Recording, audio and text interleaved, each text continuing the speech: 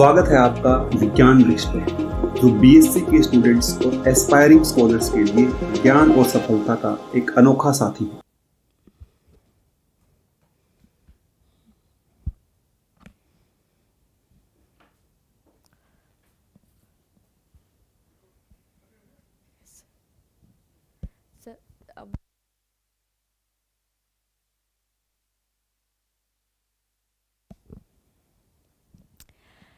Hello everyone, विज्ञान वृक्ष के ऑनलाइन प्लेटफॉर्म पे आप सभी का स्वागत है।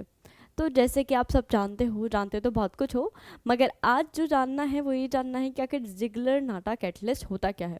सुना तो सबने होगा कहीं ना कहीं, कभी ना कभी अपनी लाइफ में इस कैटलिस्ट से कभी ना कभी क्या कहते हैं, फेस टू फेस क्या, कभी ना कभी मुलाकात हुई होगी आपकी।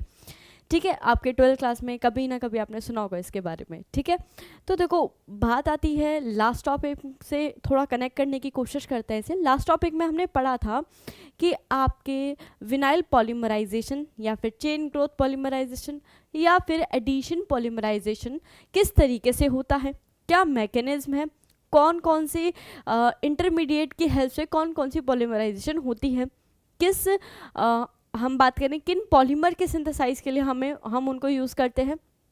तो हम बात करें, हमने वहाँ पे फ्री रेडिकल पॉलीमराइजेशन देखा था, वहीं साथ में हमने आयनिक विनाइल पॉलीमराइजेशन देखा था। और आयनिक विनाइल को भी हमने फर्दर कैटेगराइज करा था, किसमें हमने उसको फर्दर कैटेगराइज करा था, किसमें बताओ, cationic polymerization and anionic polymerization. ठीक है, तो ये बात थी लास्ट क्लास की। लास्ट क्लास में हमने साथ ही साथ जब हम आयनिक विनाइल पॉलीमराइजेशन की बात कर रहे थे तो हमने वहाँ देखा था कि जो आपका फ्री रेडिकल मैकेनिज्म है या फिर जो आयनिक या फिर आपका फ्री रेडिकल, इन दोनों में ही कुछ ना कुछ क्या होती हैं, लिमिटेशंस होती हैं, जिसकी वजह से जिनको ओवरकम करने के लिए, मान लीजिए कि उनको ओवरकम करने के लिए एक नए कैटलिस्ट को इंट्रोड्यूस करवाया जिसका नाम था जिगलर नाटा कैटलिस्ट। ठीक है, बात बहुत ही सिंपल सी रहने वाली है। तो बात करते हैं, चलो ये तो चीज़ें थी कि भाई हमने लास्ट क्लास में जो हमने पढ़ा था। आज जो हमें बात करनी है वो इस बारे में करनी है कि आखिर जिगलर नाटा होता क्या है। ठीक है, पहले हम इसके पीछे की हिस्ट्री से स्टार्ट करेंगे कि आखिर किसने इसको ढूंढा, इसके पीछे जो हाथ रहा, सबसे बड़ा रोल रहा वो किन साइंटिस्ट का रहा। ठीक है, फिर हम उसके बाद यही बात करने वाले कि कौन कौन सा कैटलिस्ट यहाँ पे यूज़ हुआ है। ठीक है, फिर उसके बाद हम बात करेंगे मैकेनिज्म क्या है। ठीक है, किस तरीके से आप जो है जिगलर नाटा कैटलिस्ट को यूज़ करते हो, किस तरीके से इसकी हेल्प से हम डिफरेंट पॉलीमर को फॉर्म करा सकते हैं। ठीक है, प्रिपरेशन के लिए ये यूज़ किया जाता है जिन पॉलीमर्स को, उनकी बात करेंगे। फिर हम साथ ही साथ बात करेंगे, मैकेनिज्म हो जाएगा, फिर उसके बाद हम बात करेंगे इसकी एप्लीकेशन क्या है। ठीक है, या फिर हम कोशिश करेंगे, या तो हम बाद में ही जैसे हम हिस्ट्री पढ़ते हैं उसके बाद ही हम एप्लीकेशन की बात कर लेंगे, फिर उसके बाद आगे मूव ऑन करेंगे। फिर उसके बाद लास्ट में हमारा जो टॉपिक रहेगा वो रहने वाला है लिमिटेशंस। इसकी भी कुछ लिमिटेशंस हैं, जी हाँ, इसकी भी कुछ लिमिटेशंस हैं। तो बात करते हैं कि इसकी थोड़ी हिस्ट्री की बात कर लेते हैं। चलो फिर करें टॉपिक स्टार्ट। आपको पता तो चल चुका होगा लास्ट क्लास में हमने क्या पढ़ा था, आज की क्लास में हम क्या पढ़ने वाले हैं। देखो वैसे तो ये वाला टॉपिक अपनी लास्ट क्लास से बिल्कुल ही हटके है, मगर जहाँ हम इसके एडवांटेजेस की बात करते हैं ना, तो वो किसके डिसएडवांटेजेस होते हैं, ऑब्वियसली सी बात है आपके आयनिक विनाइल या फिर आपका फ्री रेडिकल विनाइल पॉलीमराइजेशन के। तो थोड़ा आपको उनके बारे में थोड़ी थोड़ी नॉलेज होनी चाहिए कि आखिर अच्छा उसमें होता क्या था, उसके डिसएडवांटेजेस क्या थे। नहीं थे तो कोई नहीं, आप इस टॉपिक को इंडिविजुअली भी पढ़ सकते हो, इसमें कोई ऐसा नहीं कि पीछे वाले टॉपिक से इंटरलिंक्ड है।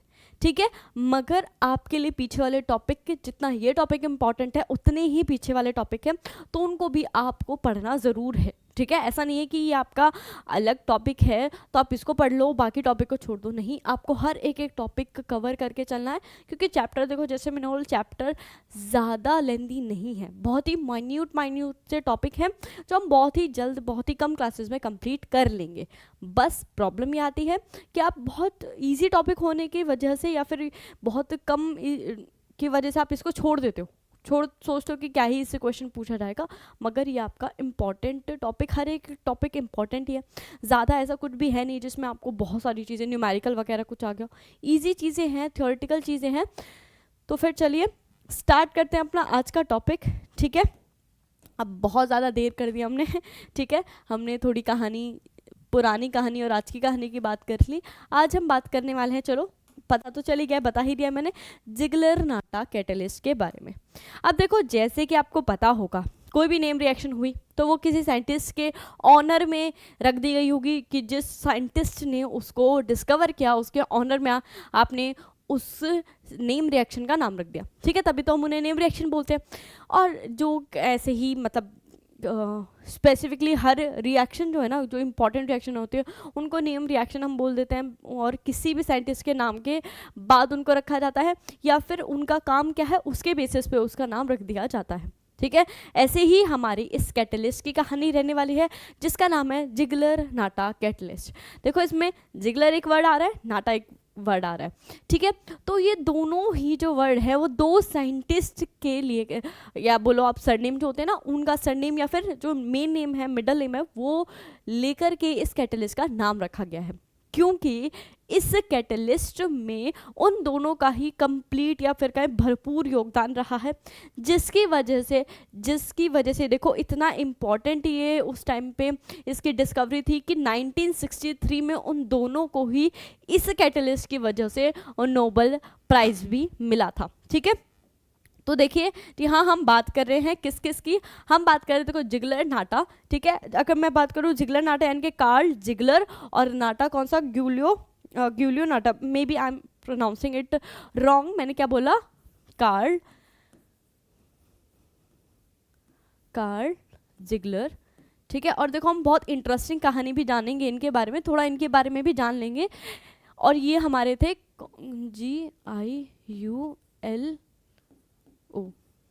ग्यूलियो नाटा, ठीक है। ये दोनों जो रहे, इन दोनों साइंटिस्ट का कंप्लीट अपना सेपरेट, आप बोल सकते हो कि सेपरेट योगदान रहा है for the synthesis of this catalyst.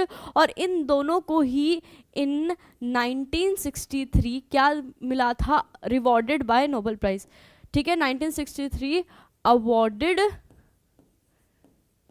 Bye Nobel prize, इसी डिस्कवरी की वजह से उनको क्या भी मिला था, नोबेल प्राइज भी मिला था इन केमिस्ट्री इन 1963 में, ठीक है।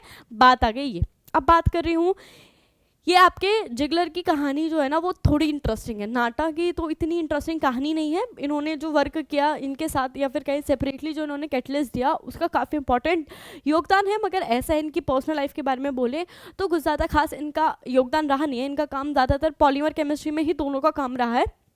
जो आपके जिगलर रहे हैं ना, उनका जो काम है वो किस में भी रहा, वो आपका OMC ऑर्गेनोमेटेलिक कंपाउंड में भी इनका काम देखने को मिला, पॉलीमर केमिस्ट्री में तो था ही इनका, ठीक है, पॉलीमर केमिस्ट्री में तो रहा ही, और भी एक आध फील्ड और थे जिसमें इन्होंने बहुत रिसर्च वर्क करा, ठीक है। और देखो ये काफ़ी अमीर थे, बहुत ही अमीर फैमिली बैकग्राउंड से बोल दीजिए, फैमिली बैकग्राउंड तो नहीं बोल सकते आप, पर बहुत ही अमीर थे। क्यों अमीर थे, देखो इनको बोला जाता है मैन ऑफ पेटेंट, ऐसे करके कुछ बोला जाता है। क्यों, बिकॉज देखो इन्होंने मैन ऑफ डिस्कवरीज बोला जाता है इन्हें, ठीक है। मैन ऑफ डिस्कवरीज क्यों, क्योंकि बहुत सारे पेटेंट्स ऐसे थे जिनका ये पार्ट रहे हैं।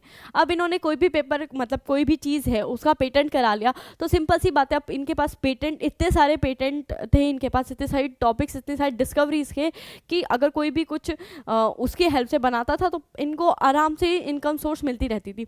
तो उन सब पेटेंट की वजह से ही ये काफ़ी रिच थे, और इनके शौक भी इन्हीं के मतलब इनकम के जैसे थे, ठीक है। ये अपने प्राइवेट जो क्रूज़ है उसमें घूमने जाया करते थे, ठीक है। बहुत इनको घूमना वगैरह बहुत पसंद था। साथ ही साथ अगर बात करें इनके और इनके वाइफ के एक और जो बोलें कि शौक था, वो पेंटिंग्स वगैरह का था, ठीक है। ये बहुत ही जो रिनाउंड जो भी उस टाइम पे पेंटर्स हुआ करते थे, आर्टिस्ट हुआ करते थे, उनकी पेंटिंग्स रखने का शौक था इन्हें, ठीक है। और अपने घर के या फिर कहीं जहाँ ये घूमने जाते थे उन वहाँ की पेंटिंग्स भी ये रखा करते थे। 42 अराउंड पेंटिंग्स भी इनके ही नाम पे, जिगलर नाम पे म्यूज़ियम है जर्मनी में, वहाँ पे इनकी वो 42 पेंटिंग्स जो हैं वहाँ पे डिस्प्ले करी गई हैं। साथ ही साथ अगर हम बात करें और इनकी शौक की, तो मैंने बोला कि ये घूमना बहुत पसंद करते थे, ठीक है। तो इनकी एक लड़की और एक लड़का था। लड़की जो बनी वो उसने मास्टर या फिर हम बोले डॉक्टर इन मेडिसिन, ठीक है, पीएचडी करी थी उसमें। और साथ ही साथ अगर हम बात करें इनके बेटे की, तो वो एक फिजिस्ट रहे और उन्होंने भी बहुत सारे पेटेंट करवाए हुए थे, जिसकी वजह से उनकी भी सोर्स ऑफ इनकम अच्छी खासी थी। बाद में इनके ग्रैंड चाइल्ड 4 ग्रैंड चाइल्ड थे दोनों साइड से, तो टोटल 8 ग्रैंड चाइल्ड हुए।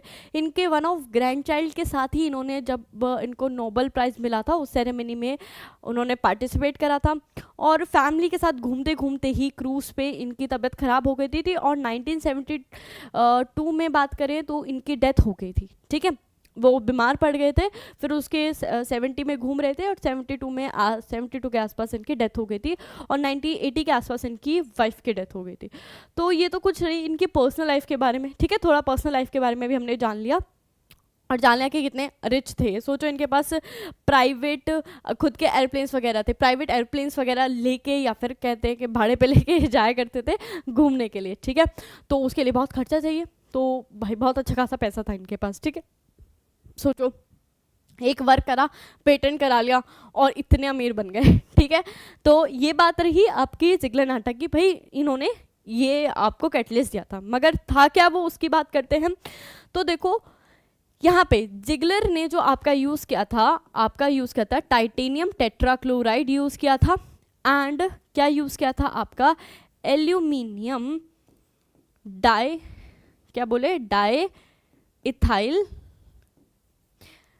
डाइथाइल एल्यूमिनियम क्लोराइड यूज़ किया था। वहीं अगर नाटा की बात करें तो इन्होंने यूज़ किया था टाइटेनियम ट्राइक्लोराइड यूज़ किया था along with your aluminium tetra try ethyl aluminium के साथ ही साथ इन्होंने ये लिया था इन आपके एनहेप्टेन सॉल्वेंट में, ठीक है।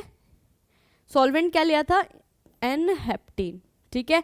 एनहेप्टेन सॉल्वेंट ये लेके चले थे, ठीक है।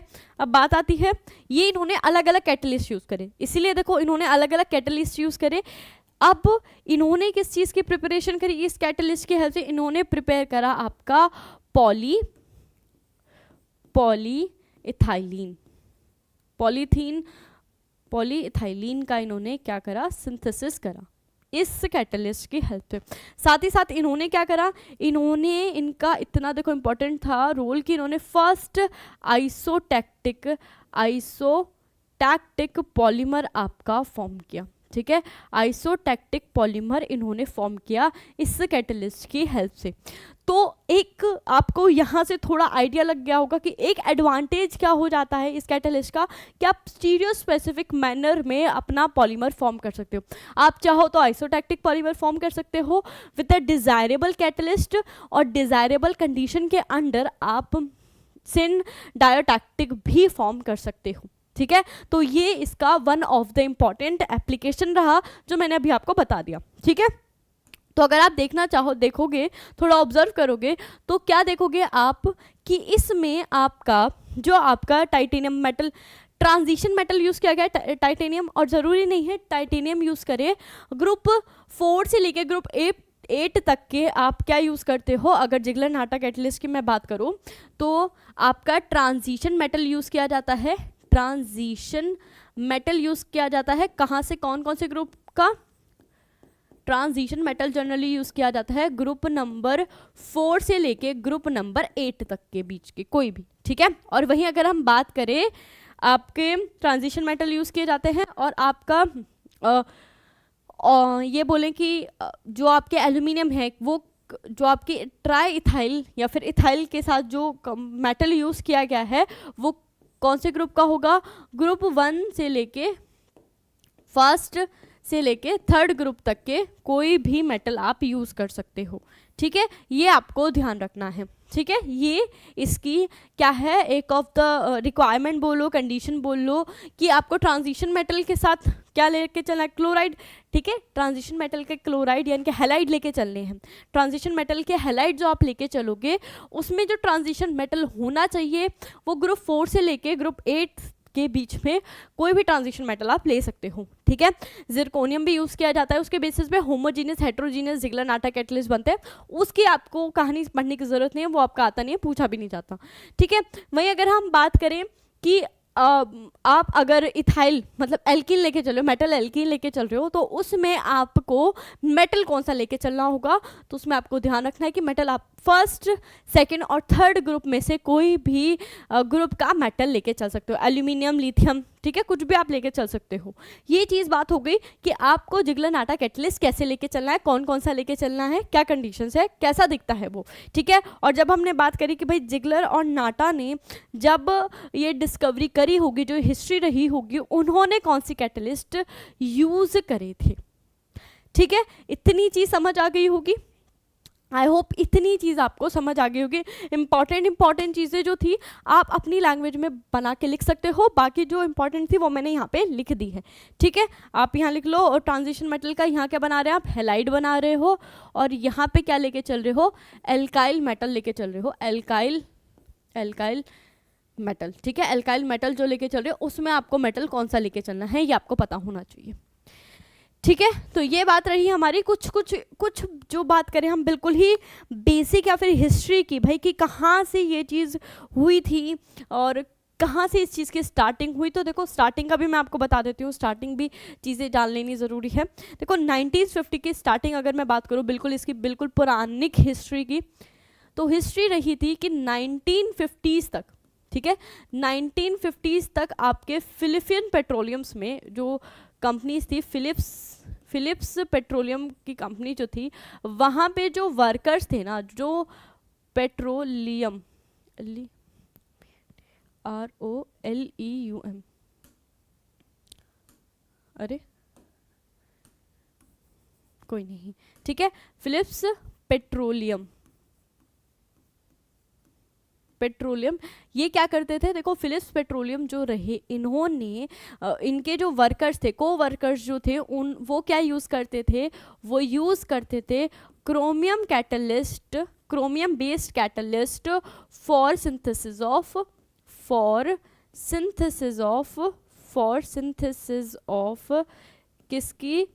सिंथेसिस ऑफ योर पॉलीइथाइलिन, ठीक है। पॉलीइथाइलिन के लिए वो क्रोमियम बेस्ड कैटलिस्ट यूज़ क्या करते थे। बाद में 1960s में ही इन्होंने, ठीक है, अगर हम बात करें लेटर कुछ सालों बाद ही, ईयर्स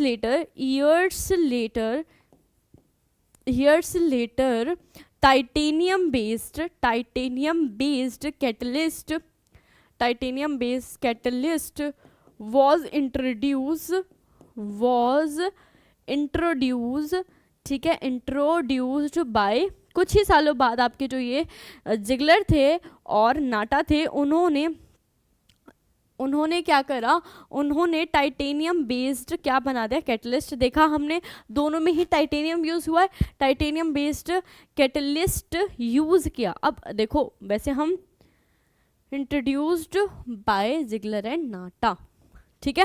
अब एक चीज़ जो आपको बहुत ध्यान रखनी है, वैसे तो देखो यहाँ पे हमने बात कर ली कि जिगलर नाटा ने कैटलिस्ट दिया था, ये दिया था, ठीक है। हमने ये भी बात कर ली कि किसके सिंथेसिस, देखो पॉलीथाइलिन, पॉलीप्रोपाइलिन, पॉलीब्यूटेन 1-इन, ठीक है, पॉलीब्यूटाडाइइन, ऐसे न्यूमरस आपके क्या है पॉलीमर्स है जिनको फॉर्म करने के लिए इसको यूज़ किया जाता है। उनका नाम भी मैं अभी लिख दूंगी।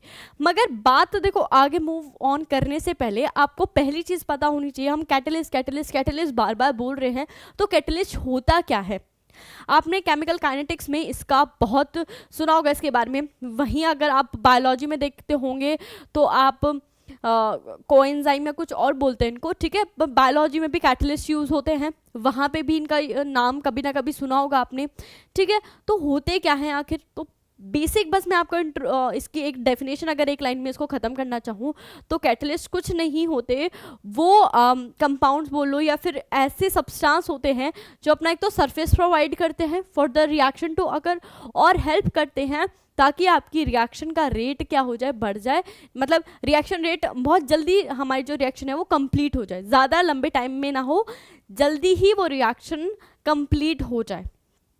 ठीक है, ये आपके रिएक्शन रेट को ऑल्टर करता है, ये चीज़ आपको ध्यान रखना है, without getting it self be consume. ठीक है, ये रिएक्शन में पार्टिसिपेट नहीं करता, मतलब ये क्या करेगा, जैसा रिएक्शन में पार्टिसिपेट करा था वैसा का वैसा ही वापस आ जाएगा। रिएक्शन में पार्टिसिपेट करेगा मगर एंड प्रोडक्ट में जैसा आपने पहले भेजा था ना वैसा ही ये वापस आ जाएगा। ठीक है, जैसे कि आजकल बहुत सारी मशीन आती है, आपको एग्जांपल से मैं दूं, जूसर की मशीन जूसर जो आती है उसमें आप कोई भी फ्रूट डालते हो और आपको क्या मिलता है, जूस मिलता है। तो आपका वहाँ पे क्या हो गया कि आपने जो डाला था वो आपका क्या था, आपने पील करके जो भी फ्रूट डाला अब उसकी फॉर्म चेंज हो गई। ठीक है, तो वो चेंज होके मिल गया, मगर if there is some substance, कोई भी ऐसी मशीन हो जो फ्रूट को ऐसे, मतलब कुछ भी ऐसी आपने फ्रूट किसी में डाला और वैसे का वैसे ही आपको मिल गया। जैसे कि आपकी बहुत सारी ऐसी मशीन्स आने लगी हैं जिसमें से आप क्या कर सकते हो कि उस मशीन को जो भी आपका वेसल है, वेसल के अंदर आपने फ्रूट्स डाले, उसके अंदर उस मशीन को डाला तो क्या करती है, उसमें से जो भी जर्म्स, डिटर्जेंट, जो भी ऐसी कुछ इंसेक्ट्स वगैरह हैं उनको हटाने का काम करती है। तो उसमें क्या होता है, आपके वो फ्रूट्स को अफेक्ट नहीं करता। ठीक है, बस उसको क्या करता है, हाँ डिसहार्म करता है, या फिर हम बोलें कि डिसइंफेक्ट करता है आपके फ्रूट्स को। तो वहाँ पे फ्रूट्स अफेक्ट नहीं हुए, वो एज इट इज़ ही रहे। ठीक है, तो वो जो मशीन है वो क्या कर रही है, वो अपना काम कर रही है। वो अपना काम क्या कर रही है कि उनको डिसइंफेक्ट कर रही है, मगर उनकी शेप में, साइज में, किसी भी चीज़ में कोई फ़र्क नहीं ला रही है। ठीक है, ऐसे ही कैटलिस्ट का काम होता है। कैटलिस्ट क्या करता है, आपका वो रिएक्शन रेट को ऑल्टर करेगा खुद को इफेक्ट करे बिना।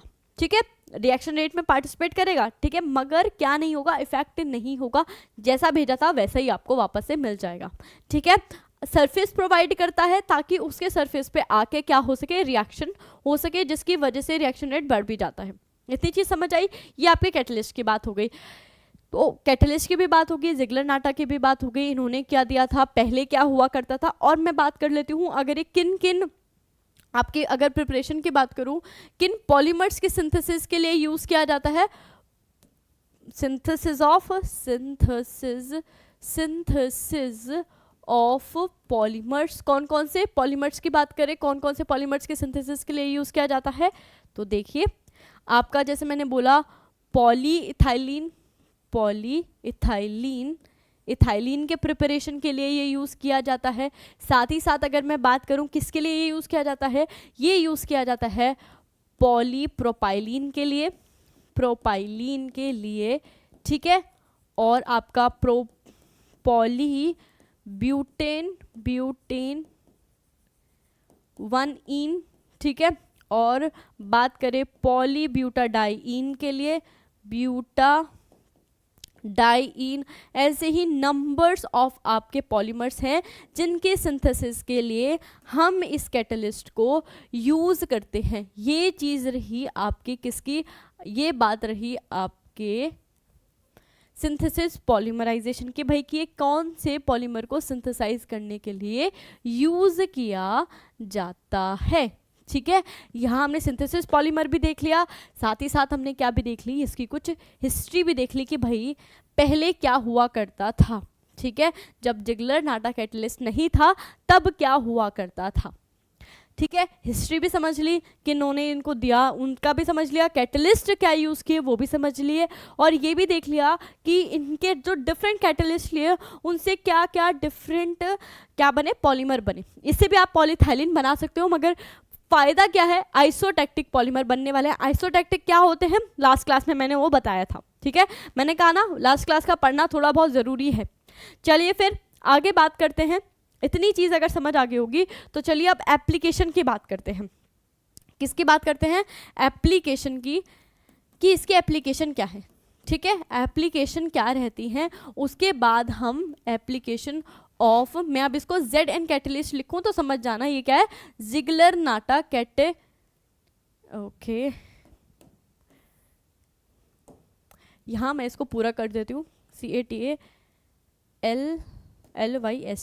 ठीक है।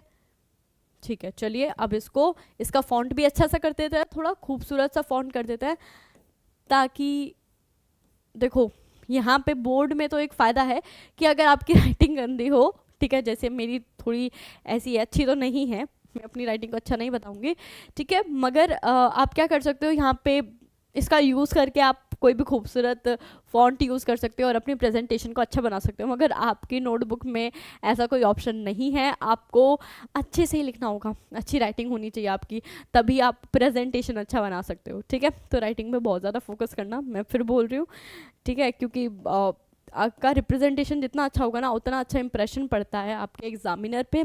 और हायर एग्जाम में भी अगर बात करूँ ना, तो वहाँ पे आप खुद के नोट्स बना रहे हो ना, तो ऐसे होने चाहिए, खूबसूरत से लगने चाहिए कि जब आप वापस से उन्हें पढ़ो ना, तो आपको चीज़ें समझ आ जाए, ठीक है। लड़कियाँ तो ज़्यादातर एफर्ट्स डालती हैं इन सब चीज़ों में, मैंने नहीं डाला, तो मैं इसलिए आपको बता रही हूँ कि आपका नोट्स ऐसे होने चाहिए कि आप जब एग्ज़ाम टाइम पे पढ़ो ना, तो आपको चीज़ें समझ आएँ, आपके लिए वो प्रेजेंटेबल होना चाहिए, बाकी किसी को समझ आए या नहीं आए उससे आपको मैटर नहीं होता, आपके लिए वो प्रेजेंटेबल होना चाहिए, आपके लिए वो अंडरस्टैंडेबल होना चाहिए, आपको पता होना चाहिए आप क्या लिख रहे हो।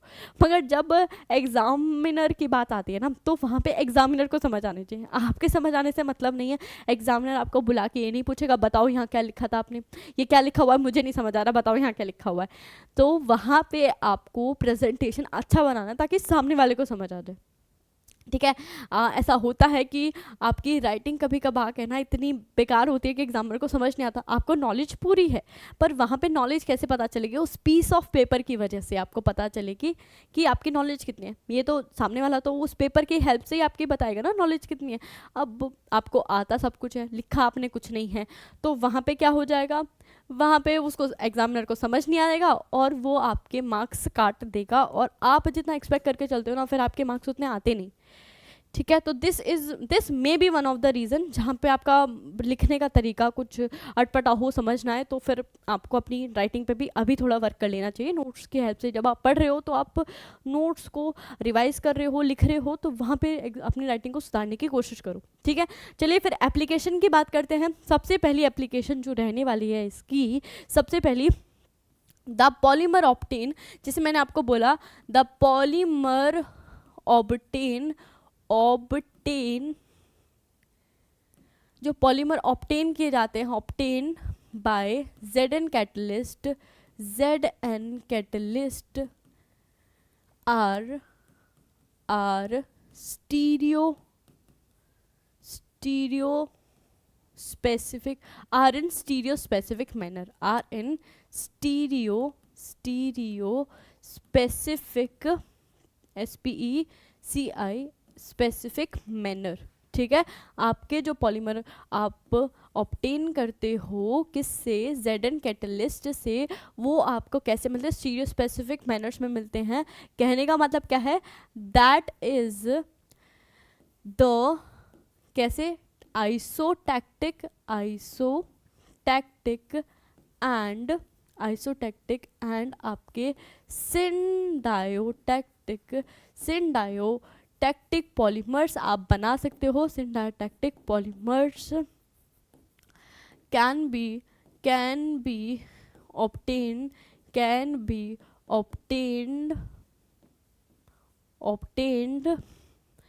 by the help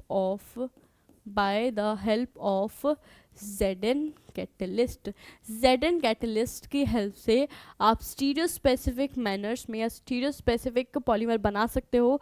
कहने का मतलब आप आइसोटैक्टिक या सिंडायोटैक्टिक पॉलीमर्स बना सकते हो विद द हेल्प ऑफ आपका ZN कैटलिस्ट, ठीक है। पहला आपका जो एप्लीकेशन रही वो ये रही, ठीक है।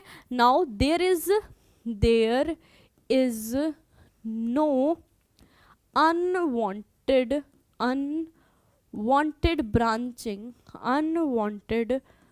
branching in polymer obtained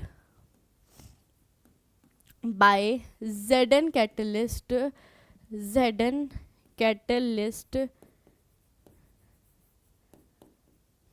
as there as in case of free radical mechanism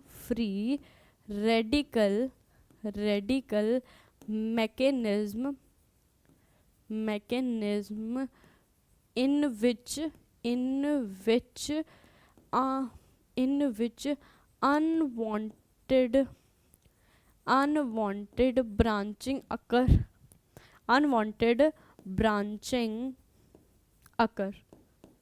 unwanted branching take place लिख लेते हैं, ठीक है, टेक प्लेस।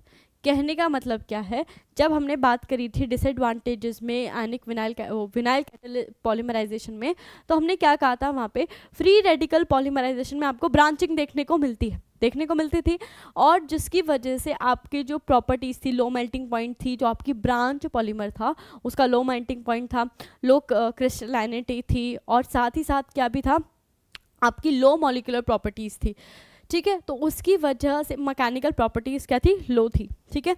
तो उसकी वजह से वहाँ पे उसका एक ये क्या रहा था, डिसएडवांटेज रहा था। मगर अगर हम बात करते हैं, अगर आप पॉलीमर बनाते हो विद ZN कैटलिस्ट, तो यहाँ पे आपको कोई भी अनवांटेड ब्रांचिंग देखने को नहीं मिलती। कहने का मतलब जो पॉलीमर आपको ऑब्टेन होता है वो कैसा होता है, लीनियर होता है, ठीक है, लीनियर होता है, ये चीज़ आपको ध्यान रखनी है।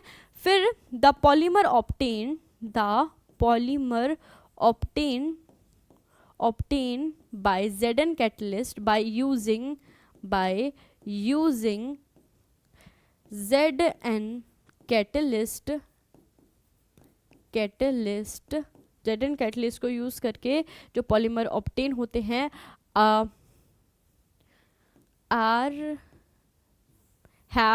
have higher molecular weight, ठीक है। आप ZN कैटलिस्ट की हेल्प से हायर मॉलिक्यूलर वेट वाले पॉलीमर्स भी बना सकते हो, ठीक है। This is one of the important advantage of your ZN catalyst. वहीं अगर हम बात करें by the help of, next जो है इसका advantage, by the help of ZN catalyst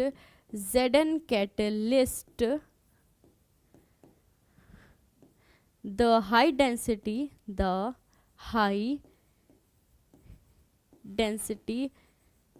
and low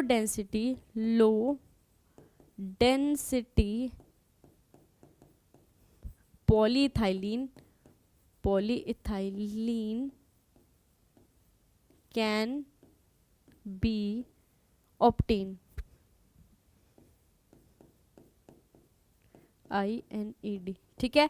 कहने का मतलब क्या है कि आप पॉलीइथाइलिन में तीन तरीके की क्लासेस होती हैं, high density polyethylene, low density polyethylene, ultra high molecular weight polyethylene. तो आप उनमें से दो जो कैटेगरीज हैं उनको आप ZN कैटलिस्ट की हेल्प से क्या कर सकते हो, सिंथेसाइज कर सकते हो। तो this is your another advantage और application of your ZN catalyst, ठीक है। तो ये कुछ इंपॉर्टेंट एप्लीकेशन होती है किसकी, ZN कैटलिस्ट की, जो आपको ध्यान में रखनी ज़रूरी है, ठीक है। ब्रांचिंग नहीं होती, स्टीरियो स्पेसिफिक, वैसे तो दो ही अगर आप बात करो, तीन ही उसकी मेजर होती हैं। क्या बोल सकते हैं आप कि आपने डिज़ायर मॉलिक्यूलर वेट का पॉलीमर बना सकते हो। फिर दूसरी जो आपने देखी कि आप यहाँ पे स्टीरियो स्पेसिफिक मैनर में पॉलीमर बना सकते हो। तीसरी जो रही वो तीसरी ये रही कि आप क्या कर सकते हैं, जो पॉलीमर आपको ऑब्टेन होता है वो कैसा होता है, लीनियर होता है विदाउट एनी ब्रांचिंग, ठीक है। तो यही आपके इंपॉर्टेंट पॉइंट रहने वाला है। जिस भी फॉर्म में आप लिखना चाहो, जो आपके लिए इजी लैंग्वेज हो, आप अपनी लैंग्वेज में इनको लिख सकते हो, ठीक है। तो एप्लीकेशन की बात कर ली हमने, इसकी हिस्ट्री की बात कर ली। अब हम बात कर लेते हैं इसके थोड़े मैकेनिज्म के बारे में, जो इम्पॉर्टेंट टॉपिक है, बहुत इंपॉर्टेंट है। क्या आपका मैकेनिज्म इसकी बात करेंगे अब हम, ठीक है। देखो थोड़ा सा हो सकता है कि डिफ़िकल्ट हो आपके लिए समझना, बट डोंट वरी, इम्पॉर्टेंट है, ठीक है। एक तो इम्पॉर्टेंट, बहुत बहुत इम्पॉर्टेंट है, मगर इजी हम उसको जितनी कोशिश हो सकती है मैं उसको इजी उसी फॉर्म में आपको समझाने की कोशिश करूँगी जिससे आपको वो इजी लगे और समझ भी आ जाए, ठीक है। चलिए फिर इसको पहुँचा देते हैं ऊपर और इसको कर देते हैं, ये लीजिए बॉक्स में, और कर देते हैं कलर। चलो हो गया कलर, ठीक है। यहाँ पे ही मैं इसको सेपरेट कर देती हूँ दो पार्ट्स में, ताकि जो आपका मैकेनिज्म वाला पार्ट है ना वो यही ख़त्म हो जाए।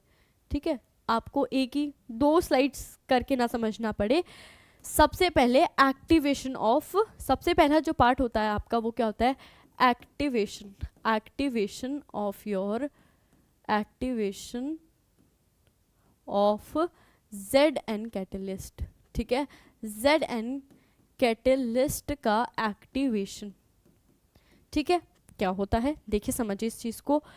जैसे कि मैं अगर लेके चल रही हूँ टाइटेनियम, अरे अरे अरे बहुत ही ज़्यादा, क्या लेके चल रही हूँ, टाइटेनियम टेट्राक्लोराइड CCl4, और इसके साथ मैं क्या लेके चल रही हूँ, एल्यूमिनियम ET का होल थ्राइस। ठीक है, देखो उन्होंने जो कैटलिस्ट यूज़ किया था टाइटेनियम टेट्राक्लोराइड के साथ क्या यूज़ किया था, डाई मिथाइल एल्यूमिनियम क्लोराइड, मगर यहाँ पे जो यूज़ किया जा रहा है वो क्या यूज़ किया जा रहा है, ट्राई इथाइल एल्यूमिनियम। ठीक है, तो ज़रूरी नहीं है कि जो उन्होंने कैटलिस्ट लेके चले हम भी वो कैटलिस्ट लेके चलें, आप डिफ्रेंशिएट कर सकते हो। ठीक है, फिर बात आती है कि क्या है यहाँ पे, अगर आप ध्यान जो आपको रखना है, जो कोऑर्डिनेशन नंबर रहने वाला है टाइटेनियम का, ठीक है, वो कितना होता है, 6 होता है। ठीक है, कितना होता है कोऑर्डिनेशन नंबर, 6 होता है। अब देखो अगर हम क्रिस्टल सरफेस की बात करें, on a crystal surface, crystal surface पे किस तरीके से आपका जो टाइटेनियम है वो किस तरीके से, ये जो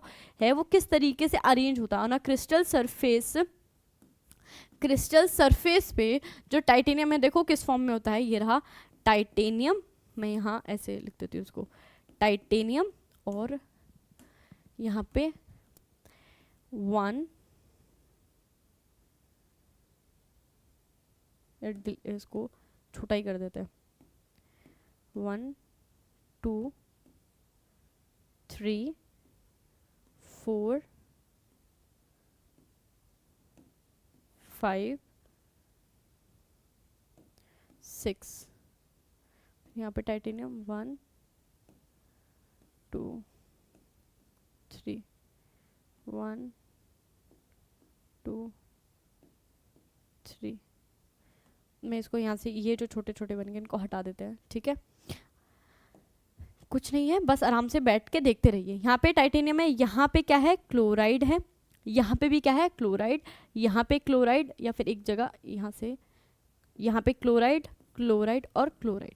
अब एक चीज़ देखोगे आप यहाँ पे कि जब हम क्रिस्टल सरफेस की बात करेंगे तो टाइटेनियम आपका कितने क्लोरीन एटम से सराउंडेड है, with 5 chlorine atom, 1 2 3 4 5 chlorine atom से सराउंडेड है, और एक स्पेस क्या रहता है वहाँ पे, एम्प्टी रहता है उसका। ठीक है, और यहाँ पे क्या है, यहाँ पे अगर देखोगे तो यहाँ पे फिर से टाइटेनियम आएगा, और ये मैंने गलत लगा दी है, ये इसके साथ आएगा टाइटेनियम, फिर फर्दर आपका क्लोरीन से क्या होगा, किसी ना किसी क्लोरीन से क्या होगा, अटैच्ड होगा,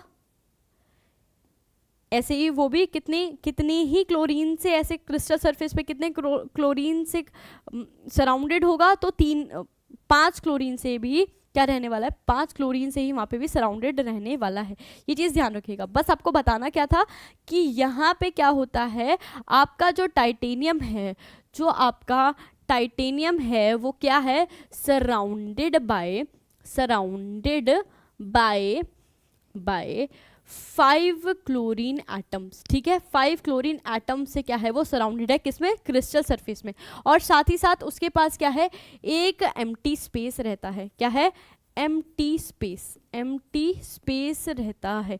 ये चीज़ आपको ध्यान रखनी है। ठीक है, अब जैसे ही इसमें आपने एल्यूमिनियम ALET डाला, एल्यूमिनियम ET का होल ट्वाइस, और इसमें जो एक और ET होगा ना वो क्या करने वाला है, देखो चमत्कार होने वाला है आपका यहाँ। बस ध्यान रखिएगा, नज़रें यहीं रखिए अपनी, कहीं पता चला नज़र हटी और दुर्घटना घट गई, आपको फिर कुछ नहीं समझ आने वाला एक बार आपने यहाँ से ध्यान हटाया तो। ठीक है, और यहाँ पे क्लोरीन, इसको रब कर देती हूँ मैं। ठीक है, ऐसे ही क्लोरीन, बस 1 मिनट, ये रहा क्लोरीन, 1 2 3 4। ठीक है, देखिए अभी हो क्या रहा है मैं बताऊंगी, 1 बाय 1 करके समझाऊंगी, डोंट वरी। ठीक है, ये रहा क्लोरीन 1 2 3 5, और एक ये स्पेस खाली, मैंने इसमें ज़्यादा तो नहीं कर दिया, 1 2 3, हाँ ठीक है। अब होगा क्या, देखो यहाँ पे भी आपको एम्प्टी स्पेस दिख रहा है, कहाँ दिख रहा है, ये रहा एम्प्टी स्पेस। यहाँ पे हुआ क्या,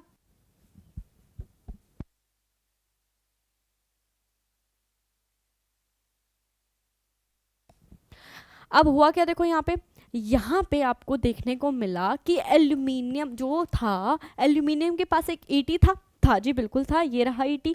अब इस ईटी ने क्या करा, इस ईटी ने टाइटेनियम के साथ बॉन्ड फॉर्म कर लिया और एक क्लोरीन को बाहर निकाल दिया। वो क्लोरीन कौन लेके चला जाएगा, वो क्लोरीन एल्यूमिनियम लेके चला जाएगा। अब कि भाई अब वो क्लोरीन मुझे दे दो, आपको तो उसकी ज़रूरत नहीं है, मुझे दे दो वो क्लोरीन। तो क्लोरीन किसके पास चला गया, एल्यूमिनियम के पास चला गया। ये स्पेस आपका एम्प्टी ही रहने वाला है, ये चीज़ आपको ध्यान रखनी है। यही यहाँ पे मज़ेदार चीज़ है कि यहाँ पे जब भी आप एडिशन बॉन्ड फॉर्म कराओगे, बॉन्ड फॉर्म होगा मगर एक स्पेस वैकेंट रहने वाला है, ठीक है।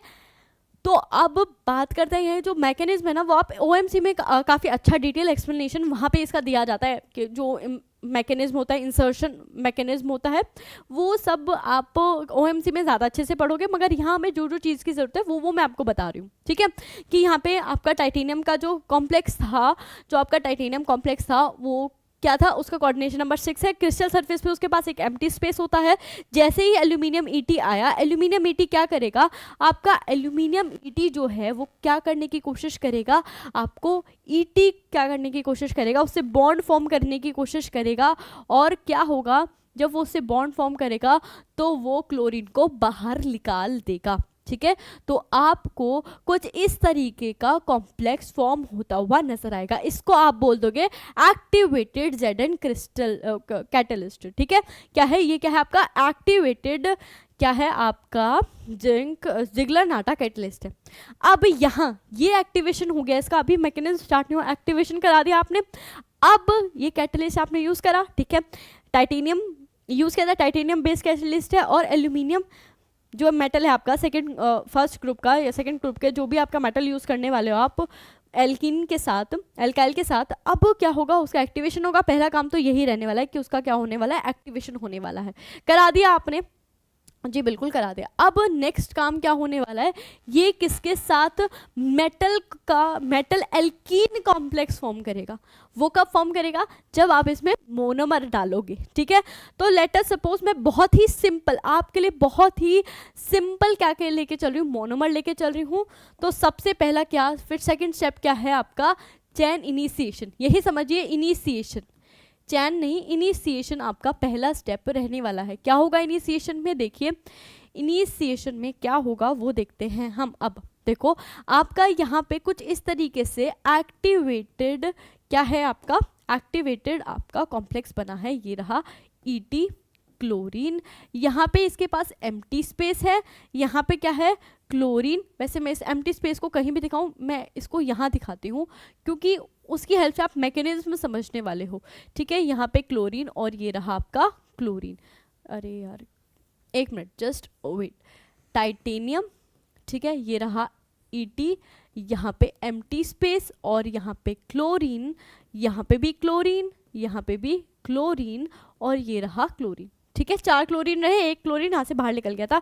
और आप मोनोमर क्या डाल रहे हो, बहुत ही सिंपल आप मोनोमर डाल के चल रहे हो। आपने डाला इथाइलिन, इथीन, ठीक है, ये आपका मोनोमर रहा, ठीक है, ये आपका मोनोमर रहा।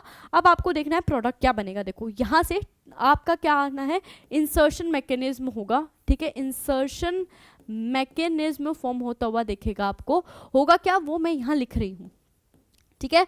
वो मैं यहाँ 1 बाय 1 करके स्टेप में आपको समझाऊंगी। देखो यहाँ पे कुछ कॉम्प्लेक्स ऐसा था, टाइटेनियम, ये रहा इसका एम्प्टी स्पेस, ठीक है। यहाँ पे कुछ एम्प्टी स्पेस है, खाली है बिल्कुल स्पेस, तो अब मैं उसको शो नहीं कर रही हूँ। टाइटेनियम, यहाँ पे क्या है आपका ईटी, यहाँ पे आपका क्लोरीन, ये रहा क्लोरीन, ये रहा क्लोरीन और यहाँ पे है क्लोरीन। साथ ही साथ क्या है आपका, देखो यहाँ पे इस तरीके का कुछ मोनोमर है, ठीक है। अब यहाँ पे देखो आपको होता हुआ क्या नजर आएगा, यहाँ पे आपको कॉम्प्लेक्स बनेगा। देखो कुछ इस तरीके से, यहाँ लिख देती हूँ मैं जो कॉम्प्लेक्स बना, ठीक है।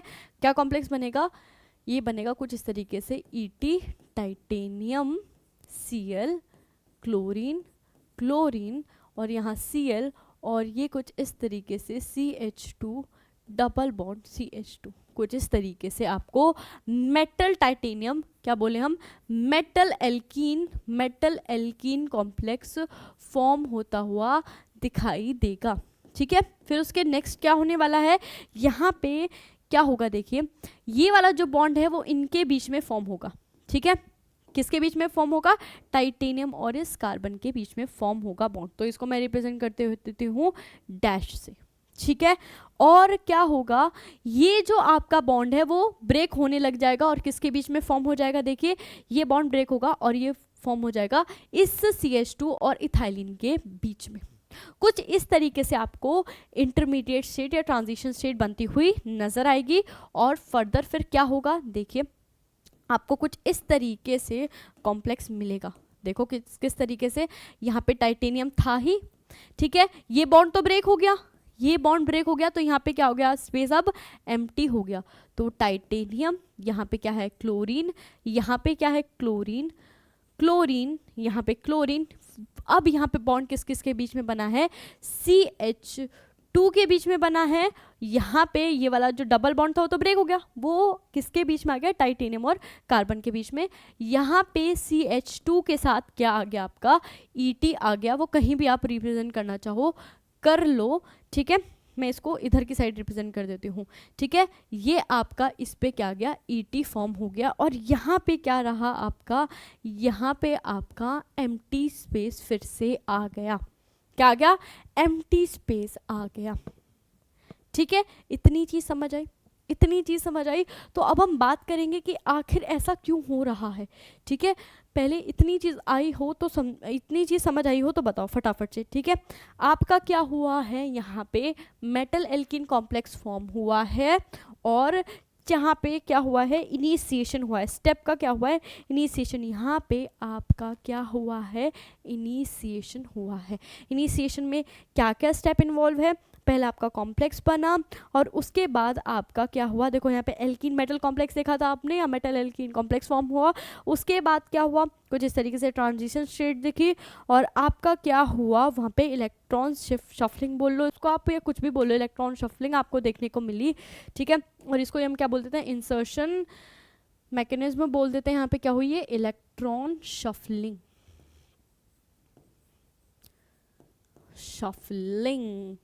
ठीक है, इतनी चीज समझ रही। अब इसके पीछे की कहानी हम समझेंगे। ठीक है, इसके पीछे की कहानी समझेंगे कि आखिर होता क्या है। ठीक है, इतनी चीज समझ आई। इंसर्शन मैकेनिज्म, या इंसर्शन मैकेनिज्म नहीं, इंसर्शन रिएक्शन है ये। इतनी चीज समझ आई। अब आगे चलते हैं, आगे अपनी टॉपिक पे चलते हैं। आगे हम बात करते हैं कि इसमें हुआ क्या है, उसकी बात करते हैं। होगा क्या आपका जो ये, अब देखो हुआ क्या यहाँ पे, ये जो आपका एल्कीन है ना, वो टाइटेनियम के जो एक्टिवेटेड टाइटेनियम मेटल जो है ना, इसको अप्रोच करेगा। और आपको पता है कि टाइटेनियम के पास एम्प्टी ऑर्बिटल्स भी है कुछ। ठीक है, एम्प्टी डी ऑर्बिटल होगी, तो एम्प्टी डी ऑर्बिटल के साथ एम्प्टी डी ऑर्बिटल के साथ फिल्ड ऑर्बिटल जो है किसकी, आपकी CH2 की p जो ऑर्बिटल है वो ओवरलैप करेंगी। उसकी कहानी समझते हैं। अब देखो होगा क्या, उससे पहले मैं क्या बोल रही हूँ, जो आपका क्या था, जो आपका एल्कीन था, वो क्या करेगा, एल्कीन अप्रोचेस किसको अप्रोच करेगा, फटाफट से बताओ, आपका एक्टिवेटेड टाइटेनियम मेटल कॉम्प्लेक्स को अप्रोच करेगा। ठीक है, टाइटेनियम मेटल को कॉम्प्लेक्स को क्या करेगा, अप्रोच करेगा। ठीक है, ये चीज़ हमें यहाँ से पता चल रही है कि भाई ठीक है, उसने अप्रोच करा और उसने क्या बनाया, आप फटाफट से बताओ, उसने क्या बनाया, उसने एक मेटल एल्कीन कॉम्प्लेक्स फॉर्म कर लिया। ठीक है, इतनी चीज़ समझ आई। अब ये क्या होगा, ये क्या करेगा, कोऑर्डिनेट करेगा, मतलब बॉन्ड फॉर्म करेगा किसके साथ, टाइटेनियम के साथ। जिससे टाइटेनियम मेटल कॉम्प्लेक्स बना, वो कैसे, by the overlapping of orbital. क्या होगा, ये चीज समझ आई। देखो स्टेप वाइज नेक्स्ट क्या हो रहा है, इट कोऑर्डिनेटेड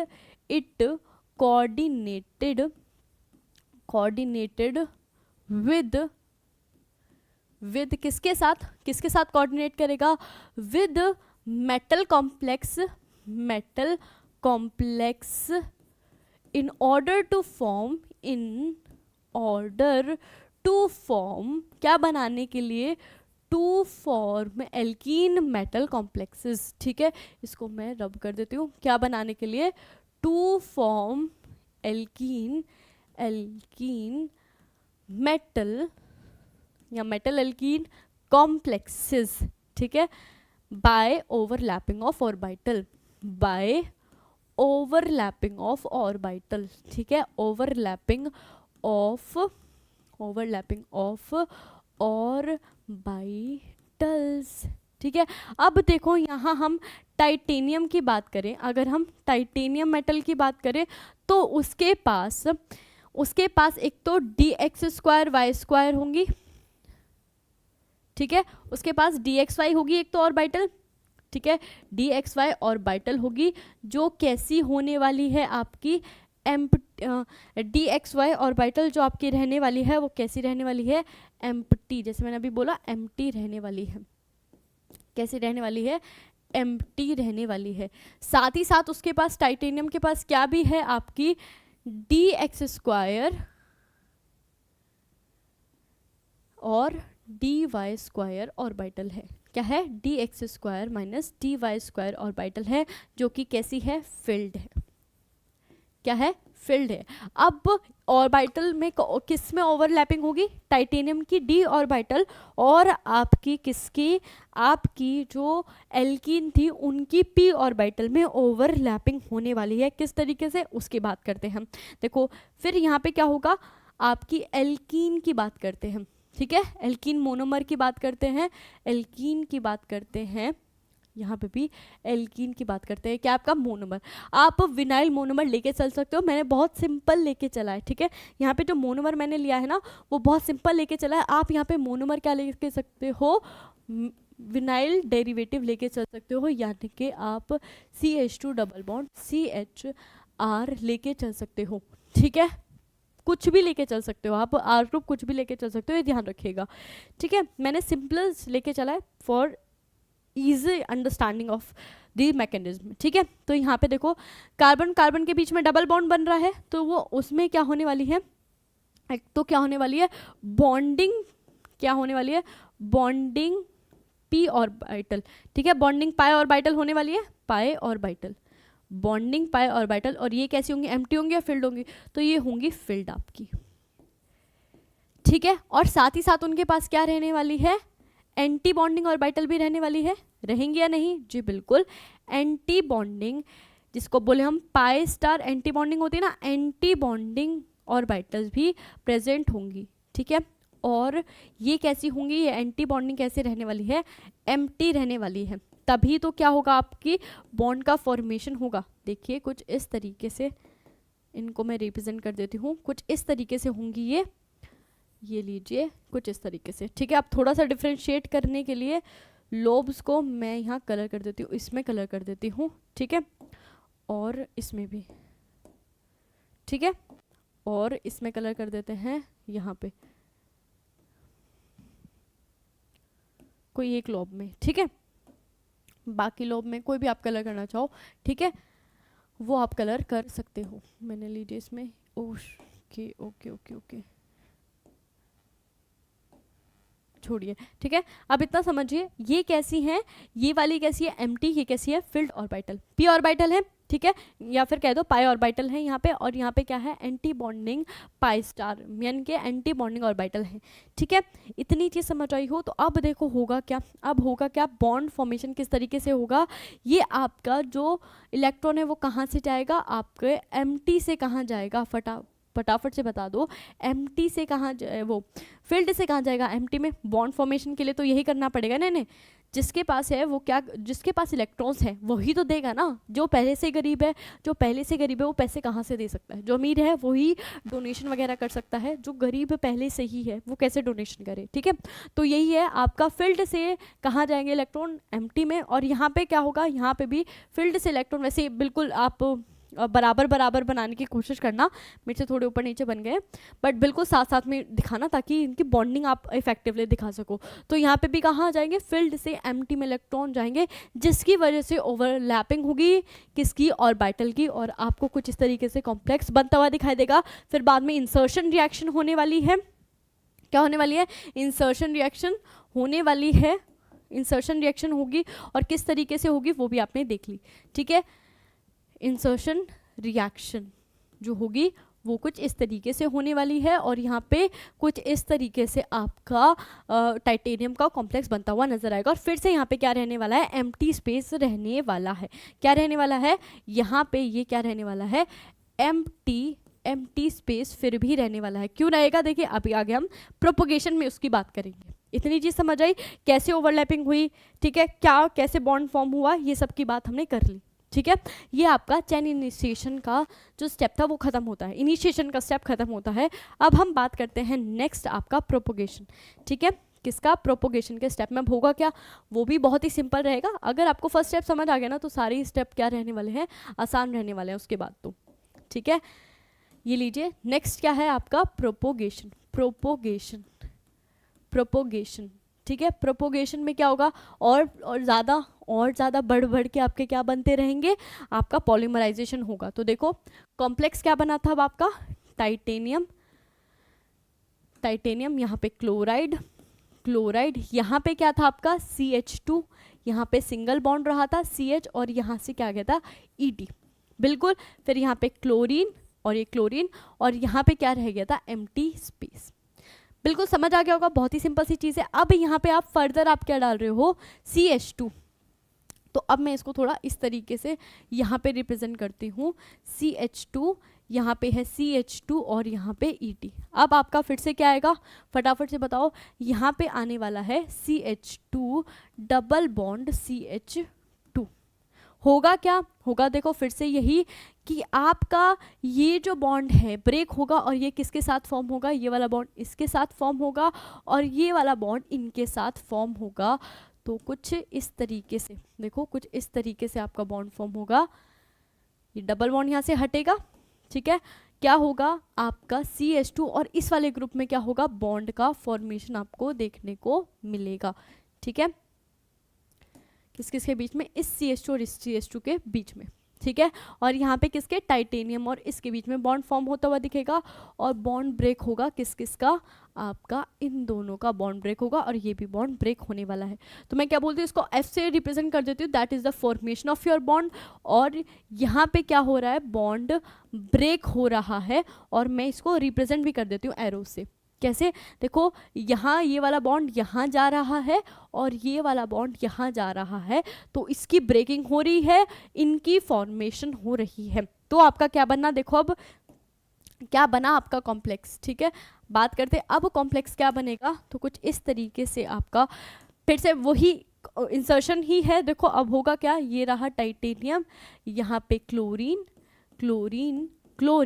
अब यहाँ पे क्लोरीन था, यहाँ वाला जो ग्रुप था वो तो खाली चला गया, कहाँ गया, देखो यहाँ पे फॉर्म हुआ CH2 के बीच, यहाँ पे कार्बन CH2, ठीक है। यहाँ पे इस CH2 से अब क्या बॉन्ड हुआ है, ये पूरा बड़ा ग्रुप बॉन्ड हुआ है, ठीक है। इतनी चीज समझ आई, और ये स्पेस फिर से क्या रह गया, एम्प्टी रह गया, फिर से क्या रह गया, एम्प्टी रह गया। और ऐसे ही नंबर ऑफ प्रोपगेशन होते रहेंगे, ठीक है। ऐसे ही ये चेन बढ़ती रहेगी, और देखो कुछ इस तरीके से आपको, कुछ इस तरीके से, किस तरीके से अभी बात करती हूँ, कुछ इस तरीके से आपको पॉलीमर बनेगा। कैसे बनेगा, बात करते हैं उसकी। ये है Cl, देखो क्या होगा, टाइटेनियम Cl, क्लोरीन, क्या हुआ, टाइटेनियम क्लोरीन,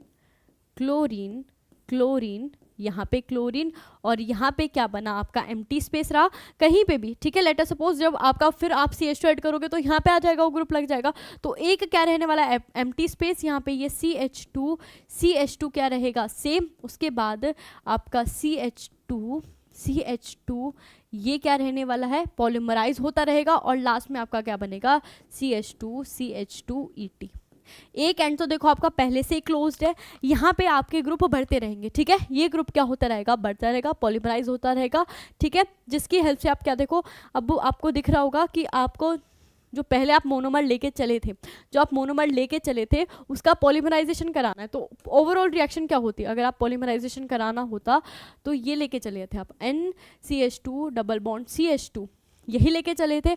आपको पॉलीमराइजेशन कराना था, पॉलीमराइजेशन कराना था, और उससे आपका क्या बनता, देखिए कुछ इस तरीके से पॉलीमर बनता, CH2CH2N पॉलीमराइजेशन, ठीक है। एंड ग्रुप कुछ भी हो सकते हैं।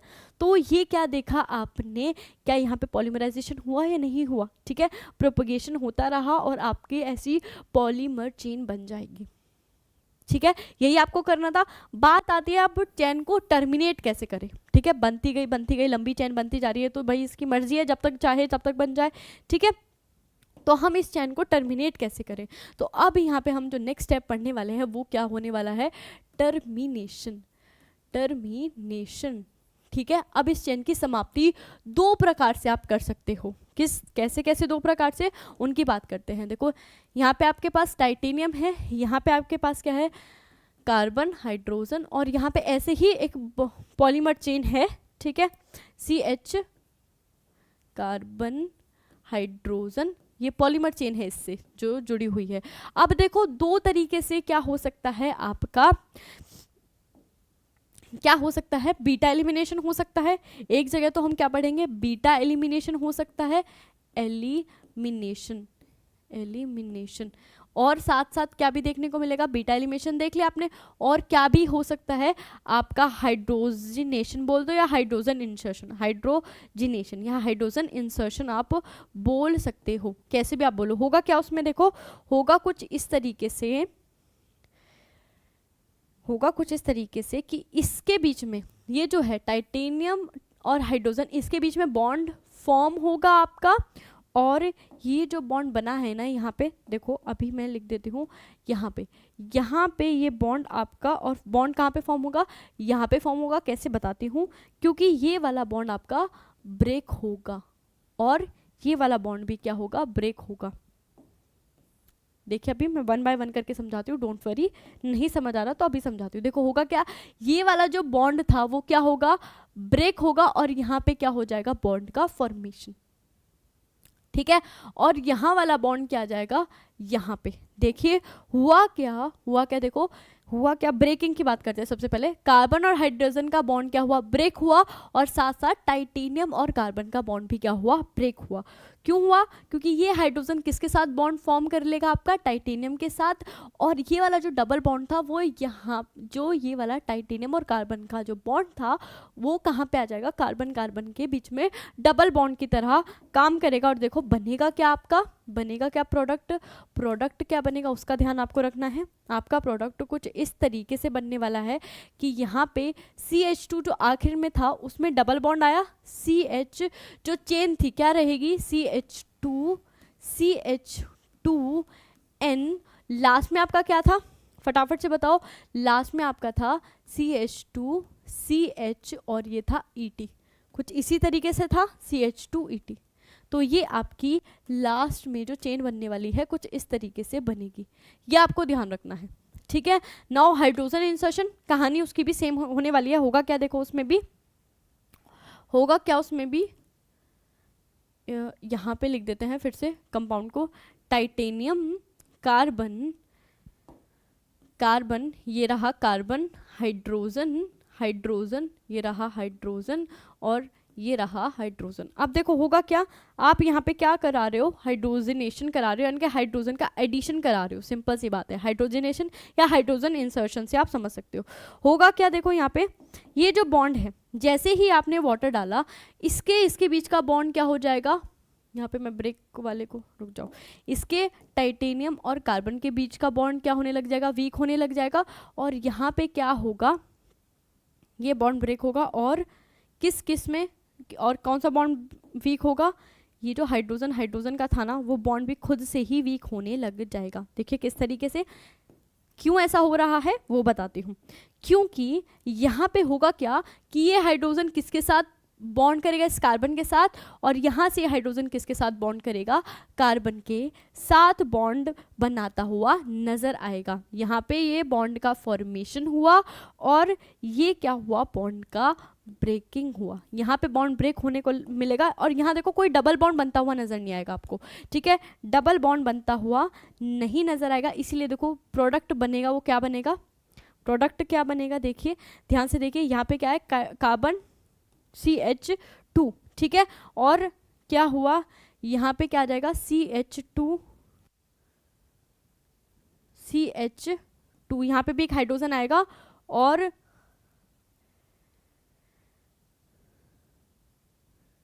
यहाँ पे फॉर्मेशन, ये बॉन्ड का ब्रेकिंग होगी, ठीक है।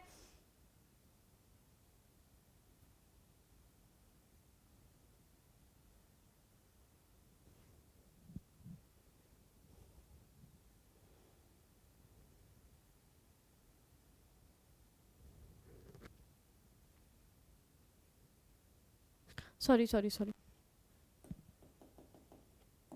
यहाँ पे कुछ ऐसा नहीं होगा,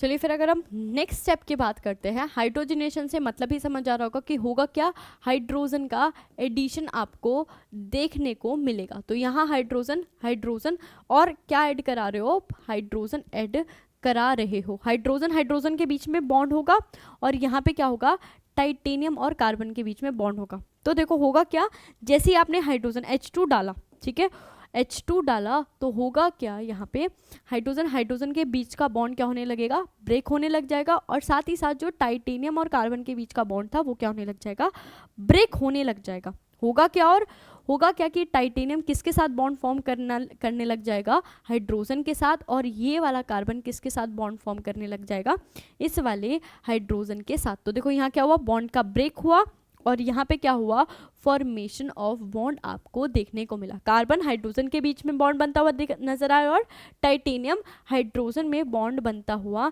नजर आया, और आपको क्या प्रोडक्ट मिला, चलिए प्रोडक्ट देख लेते हैं। मिलेगा क्या, देखो यहाँ पे कार्बन CH2 तो था ही, एक और हाइड्रोजन आ गया और यहाँ क्या रहा, CH2 एज इट इज रहा, और वो किससे बॉन्डेड था, किससे अटैच था, ये बताइए, आपकी पॉलीमेरिक चेन से अटैच था, जो कुछ इस तरीके से थी, और यहाँ पे क्या था, CH2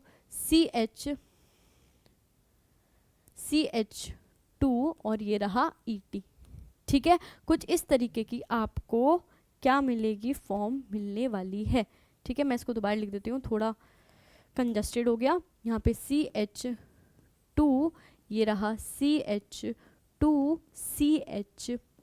इसकी पॉलीमेरिक चेन, साथ में CH2 और ये रहा आपका ET, ठीक है।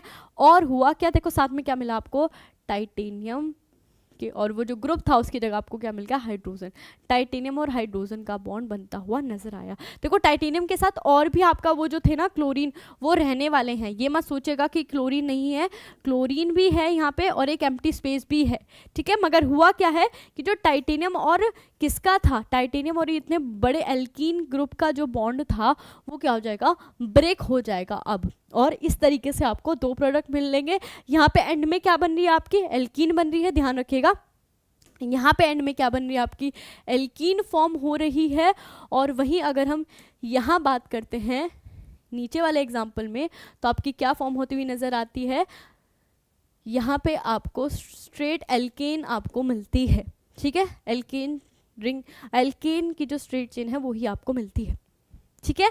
ये आपको ध्यान रखना है टर्मिनेशन में क्या कहानी होती है। और वहीं हमने बात कर ली प्रोपोगेशन की भी कहानी की। प्रोपोगेशन में क्या हुआ, आपकी पॉलीमेरिक चेन बनी, और टर्मिनेशन में किस तरीके से आपकी जो वो चेन बनती जा रही है उसको कैसे आप टर्मिनेट करोगे।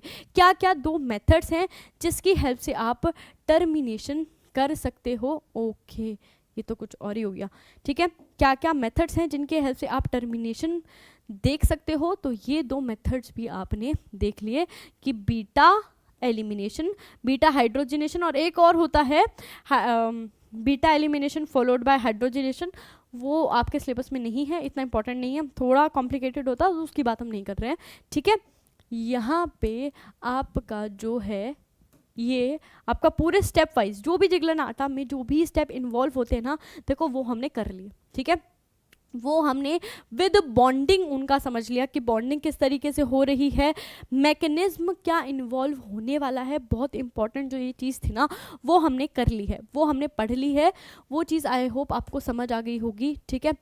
ये चीज़ आपके लिए समझना ज़्यादा ज़रूरी था। ये चीज़ अगर आपको समझ आ गई ना तो ये समझिए कि अब आपके लिए क्या हो रहा है, ये कोई नहीं, अब आपके लिए जो टॉपिक है ना ये काफ़ी ही आसान और बहुत ही अब मतलब मामूली सा टॉपिक रह गया आपके लिए, ठीक है। क्योंकि अब आपको एक एक स्टेप आपको बहुत अच्छे से पता है कि आखिर एक एक स्टेप में हो क्या रहा है। बात तो कहानी तो जाननी यही ज़रूरी थी कि आखिर एक एक स्टेप में क्या क्या रिएक्शन होती है, ठीक है।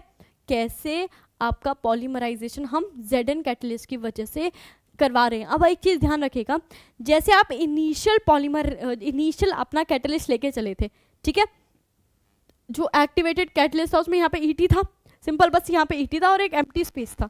अब जो आपको लास्ट में जो आपका क्या मिला है, आपका लास्ट में अगर आप देखोगे लास्ट में जो आपको मिलेगा आफ्टर टर्मिनेशन, तो आपको पता है टाइटेनियम कॉम्प्लेक्स मिलेगा, बस ईटी एक्टिवेटेड नहीं मिलेगा।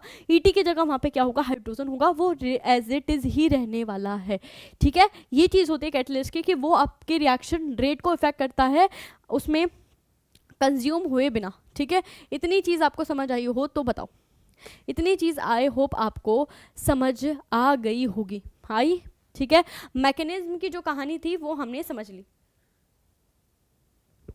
अब बात आती है, ये मैकेनिज्म की कहानी हुई थी, अब आती है स्टीरियो की बात कि भाई हम कब कैसे स्टिन बना सकते हैं,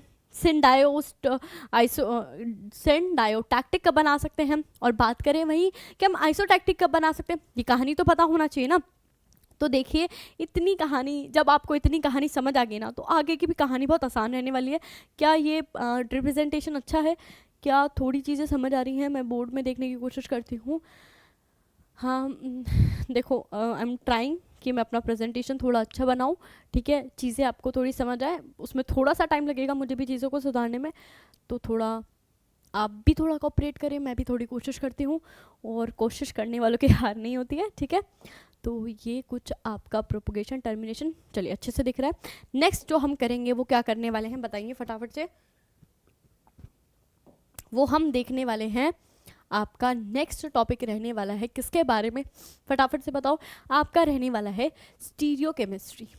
किसके बारे में, स्टीरियो केमिस्ट्री, केमिस्ट्री के बारे में, ठीक है। बहुत ही देखो बहुत ही आसान कहानी रहने वाली है, ज़्यादा बेसिक डिटेल में हम नहीं जाएंगे, ठीक है, ज़्यादा बेसिक डिटेल में हम नहीं जाएंगे, हम जो इम्पोर्टेंट बातें हैं हम वही करने वाले हैं, ज़्यादा आलतू फालतू की बकवास नहीं करेंगे, ठीक है। देखिए आपका कुछ कॉम्प्लेक्स ऐसा था, ठीक है, टाइटेनियम एक जगह पे क्या था आपका, याद हो आपका यहाँ पे CH2, लेट अस सपोज यहाँ पे अब वहाँ पे जो CH था ना वहाँ पे एक ग्रुप आपका क्या है CH3, यहाँ पे एक ग्रुप आपका CH3 है, और यहाँ पे क्या है हाइड्रोजन, और आपका हाइड्रोजन, ठीक है। वहाँ पे जो आप एक इथाइल ET तो लेके ही चल रहे हो, क्या था CH2C, और ये रहा ET, ठीक है, कुछ इस तरीके से CH2ET, ठीक है। अब क्या हो रहा है, जस्ट गिव मी 1 मिनट।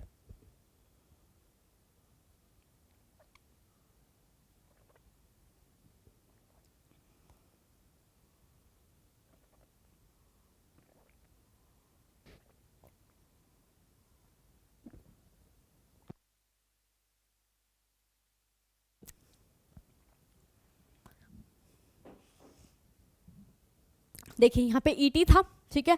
अब क्या हो रहा है आपका अपकमिंग इनकमिंग जो है वो लेट अस सपोज यहाँ से आता है CH2 डबल बॉन्ड CH2, और एक और जो इस पे ग्रुप है वो क्या है, यहाँ पे क्या ग्रुप है देखो कुछ इस तरीके से एक ग्रुप CH3 इस पे लगा हुआ है, यहाँ पे हाइड्रोजन, डबल बॉन्ड C और यहाँ पे हाइड्रोजन और हाइड्रोजन, ठीक है। एक पॉसिबिलिटी ये है, और दूसरी पॉसिबिलिटी क्या है कि आपका टाइटेनियम यहाँ पे क्या है मौजूद है, टाइटेनियम मौजूद है, टाइटेनियम ने बॉन्ड बना रखा है CH2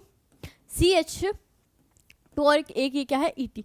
अब इस बार जो आने वाला जो ग्रुप है वो किस तरीके से हो, कुछ इस फॉर्म में हो, हाइड्रोजन हाइड्रोजन और यहाँ पे क्या है आपका CH3। अब आपको जो स्टीरियो देखनी है ना, देखो जो मज़ा आने वाला है स्टीरियो देखने में वो कहाँ पे आएगा, जो आपका प्रेजेंट ग्रुप है, ठीक है। यहाँ पे ET ना होता CH3 लेके चलते तो वहाँ पे भी कहानी देख ही लेते हैं, ठीक है, कि कहानी क्या रहने वाली है। देखो यहाँ देखो ET और ET क्या है, सेम साइड पे, क्या है, सेम साइड पे है। यहाँ पे ET और ET क्या है, डिफरेंट साइड पे है। देखो क्या है, डिफरेंट साइड पे।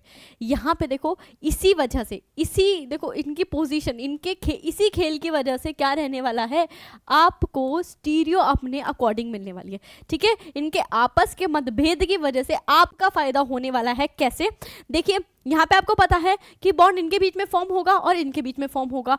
होगा क्या कि अगर ये ET, अगर ये आपका ET और ET है 1 2 3, अगर आपने देखा हो जो आपका फॉर्म कुछ इस तरीके से कॉम्प्लेक्स फॉर्म होगा आपका। अगर मैं बात करूं तो हमने जो G ग्रुप देखा था वो अल्टरनेट पोजीशन पे आता है। जैसे अगर यहाँ 1 पे G आ गया तो 2 छोड़ के, मतलब ऐसे कुछ 1 और 3 पोजीशन पे G आता है। पॉलीमराइजेशन में हमने देखा था कि आपका जो ये जैसे ये है CH2, फिर यहाँ पे CH, यहाँ पे CH3 है लेट अस सपोज, फिर यहाँ पे क्या आएगा CH2, फिर यहाँ पे आएगा CH और यहाँ पे क्या आएगा CH3, ऐसे ही CH2 CH और यहाँ पे क्या आएगा CH3 और ऐसे ही सो ऑन, ये क्या चलती रहेगी, आपकी चेन चलती रहेगी। तो यहाँ पे आप क्या देखोगे, यूनिट, एक एक यूनिट को देखो, एक ये यूनिट है, ठीक है, ऐसे ही एक ये यूनिट है, ठीक है, हाँ जी बिल्कुल, ऐसे ही एक और ये यूनिट है। अब इन यूनिट में आपको खासियत क्या देखने को मिलेगी, इन यूनिट में आपको खासियत ये देखने को मिलेगी कि आपका जो, आप ये देखिए जो आपका ग्रुप है वो कहाँ आ रहा है, यहाँ पे 1 2 फिर 3 4, तो आप क्या देख रहे हो 1 2 3 1 2 3 थर्ड पोजीशन पे आ रहा है, 1 2 3 थर्ड पोजीशन पे आ रहा है, ऐसे देख सकते हो 3 4 5 6, तो ऐसे तो नंबर ऑफ चेन है। मगर आपका अगर मैं बात करूं, पहला अगर CH3 ग्रुप यहाँ पे है, फिर दूसरा एक कार्बन छोड़ के तीसरे कार्बन पे आ रहा है, फिर ऐसे ही इसको देखेंगे, यहाँ पे ये पहला कार्बन है लेट अस सपोज, ये दूसरा कार्बन है और ये किस पे आ रहा है, तीसरे कार्बन पे, तो ऐसे पहले दूसरे तीसरे, पहले दूसरे तीसरे, तो ऐसे पे आएगा। तो इसी वजह से जो आपका पॉलीमर चेन बनेगी आपकी, देखो कुछ इस तरीके की बनेगी जैसे मैंने अभी बनाई, कैसी बनेगी, कुछ इस तरीके से बनेगी, कुछ इस तरीके से बनने वाली है, ठीक है। नंबरिंग करती हूँ वापस से, फिर से ऊपर वाले की तरह 1 2 3 4 5 6 तक है यहाँ पे, तो 6 तक का ही लेके चलते हैं। क्या हुआ देखो, 1 पे क्या नहीं है, 1 पे आपका कोई भी ग्रुप नहीं है, ऐसे ही यहाँ पे क्या है, चैन है ऐसे, ठीक है। 2 पे क्या है, CH3 ऊपर की साइड है, फिर 3 ऐसे खाली, फिर 4th पे क्या है आपका CH3 ऊपर की साइड भी हो सकता है, नीचे की साइड भी हो सकता है। बस मैं क्या बात कर रही हूँ कि यहाँ पे क्या है आपका एक CH3 ग्रुप यहाँ पे है, एक CH3 ग्रुप यहाँ पे, एक कार्बन छोड़ के एक CH3 ग्रुप यहाँ पे और यहाँ पे। अब वो कब सेम पोजीशन पे आएंगे, ठीक है, कब वो आइसोटैक्टिक होंगे, कब सिंडायोटैक्टिक होंगे, उसकी बात हमें करनी है। तो देखो अगर ये दोनों आपका फॉर्म होगा 1 2 और 3, ऐसे कुछ 1 2 3 ET यहाँ लगेगा क्योंकि बॉन्ड इसमें फॉर्म हो रहा है। तो अगर क्या बात करें, अगर आपका अप्रोचिंग, अगर आपका देखो यहाँ इसको समझिए, बॉन्ड किस किस के बीच में फॉर्म हो रहा है, फॉर्म से और ब्रेक से समझते हैं। बॉन्ड फॉर्म होता है आपका इन दोनों के बीच में, और किस किस के बीच में, टाइटेनियम और कार्बन के बीच में बॉन्ड फॉर्म होता है। और किसके बीच में बॉन्ड ब्रेक होता है, तो आप कहोगे कि मैम बॉन्ड हमें ब्रेक होता हुआ नजर आता है, किस किस के बीच का, आपको बॉन्ड ब्रेक होता हुआ नजर आएगा, आपको बॉन्ड ब्रेक होता हुआ नजर आएगा कार्बन और कार्बन के बीच का, ठीक है। मैं कार्बन कार्बन के बीच का बॉन्ड ब्रेक होता हुआ नजर आएगा कुछ इस तरीके से, ठीक है, ये बॉन्ड ब्रेक होगा और साथ ही साथ कौन सा बॉन्ड ब्रेक भी होगा, साथ ही साथ आपका जो टाइटेनियम और कार्बन है इनका भी बॉन्ड क्या होगा, ब्रेक होगा। तो यहाँ पे क्या हुआ, यहाँ पे आपको बॉन्ड ब्रेक होता हुआ नजर आया इन दोनों जगह, और फॉर्म कहाँ हुआ, आपके इस कार्बन और कार्बन के बीच में। तो अब इन दोनों की स्टीरियो मैटर कर रही है। देखो यहाँ पे मैं बोल दूं ये रहा 1 2 और 3, ऐसे भी आप समझ सकते हो, क्या है 2 3 4, ऐसे समझिए आप। ये क्या है, ये क्या है आपका, देखो जैसे ये 1 है, ये क्या है 2, ये है 3 और ये है 4, ऐसे समझने की कोशिश कीजिए। ठीक है, जो एग्जांपल लेके चल रहे हैं हम उसी से समझने की कोशिश करिए। एक तो एंड ग्रुप रहेगा, इसको ले लेते हैं 1, लेट अस सपोज ये है 2, ये है 3 और ये है 4। तो आपने क्या देखा, 2 और 4 की आपको ज्योमेट्री देखनी है कि क्या ये सेम साइड में आएंगे या डिफरेंट साइड में। तो देखो अगर ये सेम साइड में आते हैं तो आपको क्या देखने को मिलेगा, एक भारी भयंकर क्या देखने को मिलेगा, इनके बीच में रिपल्शन देखने को मिलेगा। क्या देखने को मिलेगा, रिपल्शन देखने को मिलेगा। मैं इस बॉन्ड को हटा रही हूं ताकि टाइटेनियम, ठीक है, क्यों, ताकि आपको बहुत सारी चीज़ें मुझे समझानी है। यहाँ पे बॉन्ड ब्रेक हुआ है, ये रहा CH3 है यहाँ पे, और यहाँ पे बॉन्ड क्या हुआ है, फॉर्म हुआ है। तो मैं इसके बॉन्ड को नहीं दिखा रही, बस इतनी चीज़ समझिएगा।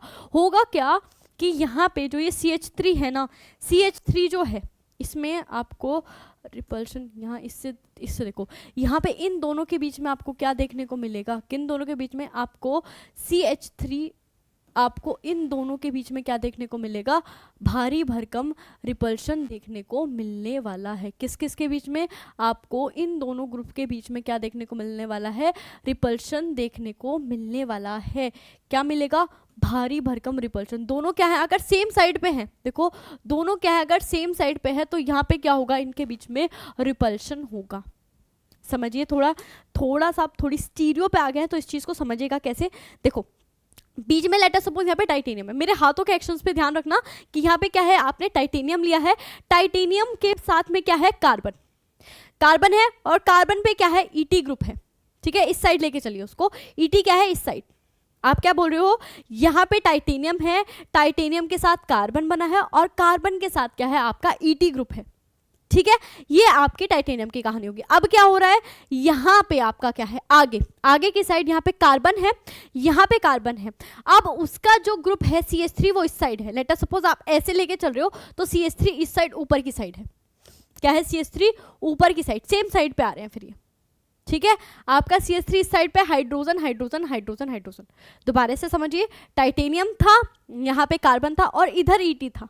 ये आपकी इसकी कहानी होगी, रब कर देती हूँ। आप देखिए कार्बन कार्बन कैसे लेके चल रहे हो, आप ऐसे लेके चल रहे हो डबल बॉन्ड को, कैसे, देखो ये रहा डबल बॉन्ड। ठीक है, बिल्कुल इस प्लेन में समझिएगा, डबल बॉन्ड है, यहाँ पे कार्बन है, यहाँ पे कार्बन है।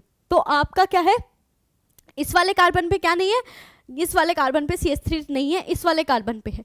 यहाँ पे CH3 इस साइड में लेके चल रहे हैं। ठीक है, इस साइड में आप CH3 लेके चल रहे हो। ठीक है, प्लेन में ही होंगी, CH3 प्लेन में ही होंगी, क्योंकि कैसा है, sp2 होने वाला है, प्लेनर होता है। ठीक है, प्लेन में होगा CH3 कुछ इस तरीके से। ठीक है, प्लेन में होगा। अब देखो यहाँ पे क्या था, देखो टाइटेनियम, कार्बन, कार्बन के ऊपर ET, यहाँ पे क्या था, कार्बन, कार्बन के ऊपर क्या था, CH3। अब इनमें अगर सेम साइड लेके चल रही हो तो क्या होगा, भारी भरकम रिपल्शन होगा, जो मैंने दिखा दिया। और इसको हम क्या बोल देंगे, 1,3 रिपल्शन। ठीक है, 1,3 रिपल्शन या इंटरेक्शन बोलते हैं, 1,3 इंटरेक्शन, 1,3 इंटरेक्शन बोल सकते हो या 1,3 रिपल्शन। ठीक है, और क्योंकि ET और CH3 बल्कि ग्रुप है, काफी इनके बीच में क्या देखने को मिलेगा, आपको रिपल्शन देखने को मिलेगा। और यहाँ पे क्योंकि दोनों सेम साइड पे आ रहे हैं, इसलिए हम इसको क्या बोल सकते हैं, सिस फॉर्म बोल सकते हैं। ये क्या है, आपकी सिस फॉर्म है। और यहाँ पे आपको सिस फॉर्म में क्या देखने को मिला, यहाँ पे आपको देखने को मिला 1,3 इंटरैक्शन देखने को मिला, जिसकी वजह से ये वाली जो फॉर्म है वो कैसी होती है, लेस स्टेबल होती है। कैसी होती है, लेस स्टेबल होती है, लेस स्टेबल होती है। ये चीज़ आपको ध्यान रखनी है। ठीक है, अब बात करते हैं, आपका CH3 ऐसे ही रहा। अब जो CH3 आप ऊपर लेके चल रहे थे ना डबल बॉन्ड में, अब वो CH3 आपने नीचे कर दिया। ठीक है, हाइड्रोजन ऊपर आ गया और क्या रहा, CH3 नीचे। तो अब यहाँ पे हाइड्रोजन है, इथाइल और हाइड्रोजन बेचारा छोटा सा ग्रुप है, ठीक है, बहुत ही छोटा सा ग्रुप है, तो वो कोई रिपल्शन दिखाएगा नहीं। तो यहाँ पे क्या नहीं मिलेगा आपको, कोई भी 1,3। देखो क्या होगा, फिर से बॉन्ड ब्रेकिंग और फॉर्मेशन की कहानी देखें तो ये बॉन्ड क्या होगा, ये बॉन्ड आपका कार्बन के बीच में रहेगा और यहाँ पे क्या होगा, बॉन्ड ब्रेक होता हुआ नजर आएगा, ये वाला बॉन्ड और ये वाला बॉन्ड क्या होगा, ब्रेक होगा। और कहाँ कहाँ बॉन्ड फॉर्म होगा, इस कार्बन और इस कार्बन के बीच में बॉन्ड फॉर्म होगा और साथ ही साथ इस कार्बन और इस टाइटेनियम के बीच में बॉन्ड फॉर्म होता हुआ नजर आएगा। और यहाँ पे क्या नहीं होगा, यहाँ पे कोई भी नो 1,3 इंटरैक्शंस, कोई भी इंटरैक्शन आपको देखने को इंटरैक्शंस आपको देखने को नहीं मिलेंगी, इंटरैक्शंस आपको देखने को नहीं मिलेंगी 1,3 पोजीशन पे। देखो कैसे 1,3 कैसे बोल रहे हैं, देखो 1 2 3, यहाँ पे 1 पे CH3 ग्रुप है, 2 पे आपका एक मिथाइल है और 3rd पोजीशन पे 1 और 3 पोजीशन पे जो आपके क्या हैं, दो बल्कि ग्रुप हैं। यहाँ पे ET लेके चल रहे हैं, आपका CH3 भी हो सकता है, ठीक है। जब आप R ग्रुप क्या लेके चलोगे, CH3 लेके चलोगे, R ग्रुप अगर CH3 लेके चलोगे तो वहाँ पे CH3 होने वाला है, ये ध्यान रखना, ठीक है। तो यहाँ पे क्या होगा, इन दोनों के बीच में क्या देखने को मिलेगा, भारी भरकम रिपल्शन देखने को मिलेगा।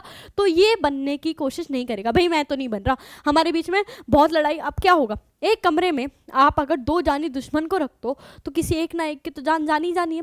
तो आप उनके बीच में लड़ाई ना हो तो क्या कर देते हो, उनको अलग अलग कमरा दे देते हो, भाई तू एक अपने कमरे में रह, तू एक अपने कमरे में रह, वो साथ रहेंगे ही नहीं। तो ये भाई साथ रहेंगे नहीं, आप कितना ही कर लो, रहेंगे नहीं, ठीक है। फिर यहाँ पे क्या हुआ, तो अब इनको आपने क्या कर दिया, सेपरेट कमरे में कर दिया। तो ये वाली कौन सी फॉर्म कहलाई, इसी वजह से हमें कौन सी फॉर्म कहलाई, ट्रांसफॉर्म कहलाई। क्या कहलाई, ट्रांसफॉर्म कहला गई। और क्योंकि यहाँ पे कोई भी 1,3 इंटरैक्शंस नहीं है, इस वजह से क्या होगी, मोर स्टेबल होगी। और यहाँ आपको कैसी आपको क्या देखने को मिलेगी, स्टीरियो। तो देखो यहाँ पे देखो गजब की बात हो जाएगी। यहाँ पे आपको स्टीरियो की बात करूँ मैं तो लेटर सपोज अगर यहाँ पे CH3 अगर सेम साइड में होंगे तो हम क्या, अगर सेम साइड में होंगे तो दोनों क्या होने चाहिए, किस पे होने चाहिए, वेज पे। मगर ये सेम साइड पे होंगे नहीं, 1 2 3 ये क्या रहने वाले हैं, डिफरेंट साइड पे रहेंगे, ताकि क्या ना हो, 1,3 इंटरैक्शन आपको ना देखने को मिले। इसीलिए ये क्या रहेंगे, डिफरेंट साइड पे रहेंगे। अल्टरनेट पोजीशन पे जो आपके CH3 होंगे वो क्या होंगे, उनका ऑर्डर क्या रहने वाला है, चेंज रहने वाला है। और इसी को हम क्या बोलते थे, सिनडायोटैक्टिक। तो इससे आपको क्या मिलेंगे, सिनडायोटैक्टिक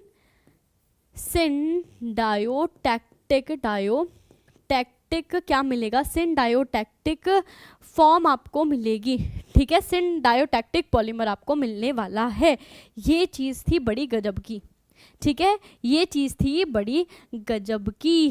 देखो क्योंकि यहाँ पे क्या ना हो, कोई भी 1,3 इंटरैक्शन ना हो, तो ये क्या कर लेते हैं, अपने आप को अलग अलग कर लेते हैं, अलग अलग कमरे में रहने लग जाते हैं और कोई भी क्या नहीं दिखाते, रिपल्शन नहीं दिखाते।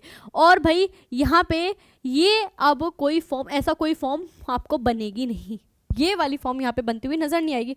मगर बात आती है, क्या ये वाली फॉर्म कभी एग्जिस्ट ही नहीं करती, क्या अब हमने बोला कि सिनडायोटैक्टिक बना लिया इससे हमने, मगर अगर हमें आइसोटैक्टिक बनाना हो तब के लिए आपके एक मज़ेदार कहानी आ जाएगी। ये था आपका केस 1 की बात कर रहे हैं, केस 1 की बात कर रहे हैं, जहाँ पे आपने सिनडायोटैक्टिक बनाया था, जहाँ पे आपने क्या देखा, 1,3 इंटरैक्शंस की वजह से, 1,3 इंटरैक्शन की वजह से जो आपकी सिस फॉर्म है वो क्या हो जाएगी, काफ़ी अनस्टेबल हो जाएगी, वो फॉर्म नहीं करेगी। और प्रोडक्ट किससे बनता हुआ दिखेगा आपको, इस ट्रांसफॉर्म से बनता हुआ दिखेगा, जिसकी वजह से आपको कैसा पॉलीमर मिलने वाला है, सिनडायोटैक्टिक पॉलीमर मिलने वाला है, ठीक है। अब बात आती है केस 2 की। केस 2 में क्या हो जाता है, यहाँ पे देखो कहानी कहाँ बदलेगी, जब आपके टाइटेनियम के ऊपर बहुत ही भारी भरकम क्या हो, बल्कि ग्रुप प्रेजेंट हो, जैसे एन ब्यूटाइल प्रेजेंट हो, कोई भी भारी भरकम अगर ग्रुप यहाँ पे प्रेजेंट है, क्या प्रेजेंट है, कोई भारी भरकम ग्रुप प्रेजेंट है यहाँ पे क्या प्रेजेंट है, बल्कि ग्रुप अगर प्रेजेंट है उसके केस में कहानी थोड़ी विपरीत हो जाएगी। ये क्या है आपका बल्कि ग्रुप, क्या है आपका bulky, when bulky group, when bulky group like N butyl या कुछ भी ETC is bonded to titanium, titanium में क्या हो, कोई भी बल्कि ग्रुप प्रेजेंट हो तब क्या हो। तो आपको पता है, इसको मैं थोड़ा और इलोंगेट कर लेती हूँ, थोड़ा इसको यहाँ पहुँचा देते हैं, ठीक है, बॉन्ड को थोड़ा इलोंगेट कर लेती हूँ। तो यहाँ पे क्या होगा, अब अगर आप आने वाला, अगर आपका क्या CH2 ग्रुप, ये रहा देखो कुछ इस तरीके से CH, और यहाँ पे क्या था आपका CH3 CH2 CH3 CH, यहाँ पे क्या है डबल बॉन्ड, और यहाँ पे क्या है CH2, और यहाँ पे आपका पहले से ही क्या बॉन्डेड है, यहाँ पे आपका कनेक्टेड है CH और 2, यहाँ पे क्या है CH, और ये रही CH के साथ क्या था CH2ET, हाँ CH2ET। अब यहाँ पे अगर आप सिस फॉर्म लेके चलते हो, अब क्या हो गया देखो, इधर समझिए, वो टाइटेनियम लिया था, टाइटेनियम से हमने क्या देखा था, यहाँ पे CH2 था, एक और CH2 के साथ क्या था, यहाँ पे ET ग्रुप था। अब यहाँ पे आपने इस साइड क्या लगा दिया, बहुत बल्कि ग्रुप लगा दिया, बहुत बल्कि ग्रुप। अब अगर आप CH2, अगर आपने कार्बन के साथ जो CH3 अगर वो ऊपर है तो उसका बल्कि ग्रुप से कोई लेना देना नहीं होगा, मगर अगर CH2 अगर आपने नीचे ले लिया, जैसे कि कहाँ पे ट्रांस के केस में, अगर आप देखो ट्रांस के केस में देखो, अगर ये बल्कि ग्रुप यहाँ पे अगर यहाँ पे बल्कि ग्रुप प्रेजेंट होगा, ठीक है, टाइटेनियम देखो ट्रांस में मैं बता देती हूँ, यहाँ पे देखिए कुछ इस तरीके से, ये रहा आपका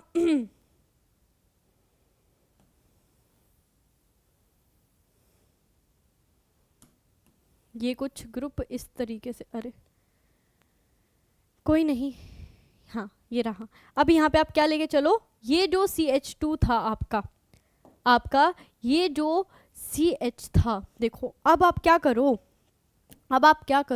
ये जो CH2 है, अगर आप ये क्या है ट्रांसफॉर्म ही, हाँ ठीक है ट्रांसफॉर्म है, और यहाँ पे CH3 देखो। अब यहाँ पे चीज़ देखने की कोशिश करना, यहाँ पे ये क्या है आपका CH3 ग्रुप है या नहीं है, हाँ जी बिल्कुल, ये CH3 ग्रुप प्रेजेंट है, और ये भी क्या प्रेजेंट है, कोई बल्कि ग्रुप प्रेजेंट है। इनके बीच में क्या देखने को मिलेगा, क्या आपको रिपल्शन लगता हुआ दिख रहा है, क्या आपको रिपल्शन लगता हुआ दिख रहा है, तो हाँ जी यहाँ क्या लगेगा, रिपल्शन लगेगा, क्या लगेगा, रिपल्शन लगता हुआ आपको दिखने वाला है। क्या देखने वाला है आपको, रिपल्शन लगता हुआ दिख रहा है, मगर यहाँ पे कोई भी रिपल्शन नहीं होगा, नो रिपल्शन, यहाँ पे क्या नहीं होने वाला, कोई भी रिपल्शन नहीं लगने वाला है। जब क्या होगा, ये किस फॉर्म में होगा, सिस फॉर्म में। ये क्या है आपकी सिस फॉर्म है, सिंपल सी बात है, दोनों ET और CH3 क्या है सेम साइड पे, मगर यहाँ पे क्या, ये कैसी फॉर्म है, ट्रांसफॉर्म। तो ट्रांसफॉर्म की जब हम बात कर रहे हैं ना, तो जब आपका बल्कि ग्रुप प्रेजेंट होगा तो कहानियां बिल्कुल विपरीत हो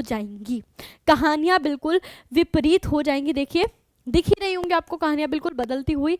यहाँ पे CH3 अब कहाँ प्रेजेंट है, ऊपर की साइड प्रेजेंट है, ठीक है, ऊपर यानी कि सिस फॉर्म में प्रेजेंट है, और यहाँ पे ET देखिए, ET कुछ ये रहा यहाँ पे, और ET ये रहा।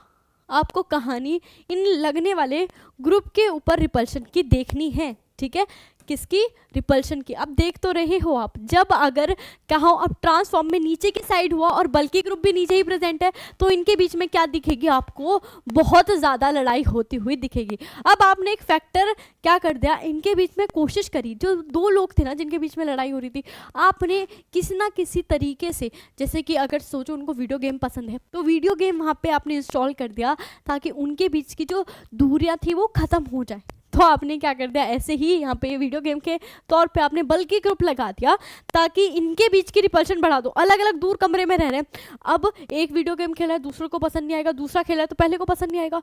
तो इन्होंने सोचा कि एक काम करते हैं, दोनों आपस में मिलके ही वीडियो गेम खेल लेते हैं।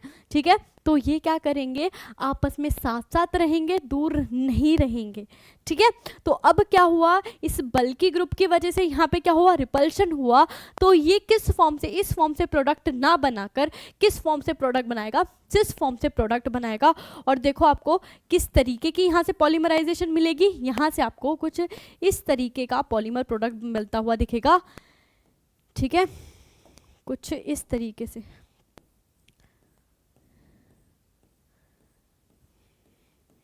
यहाँ पे देखो, अब क्या देख रहे हो आप, CH3 और CH3 और ET, या फिर यहाँ पे भी जो भी CH3 ग्रुप होगा वो कैसी साइड पे होगा, सेम साइड पे रहने वाला है।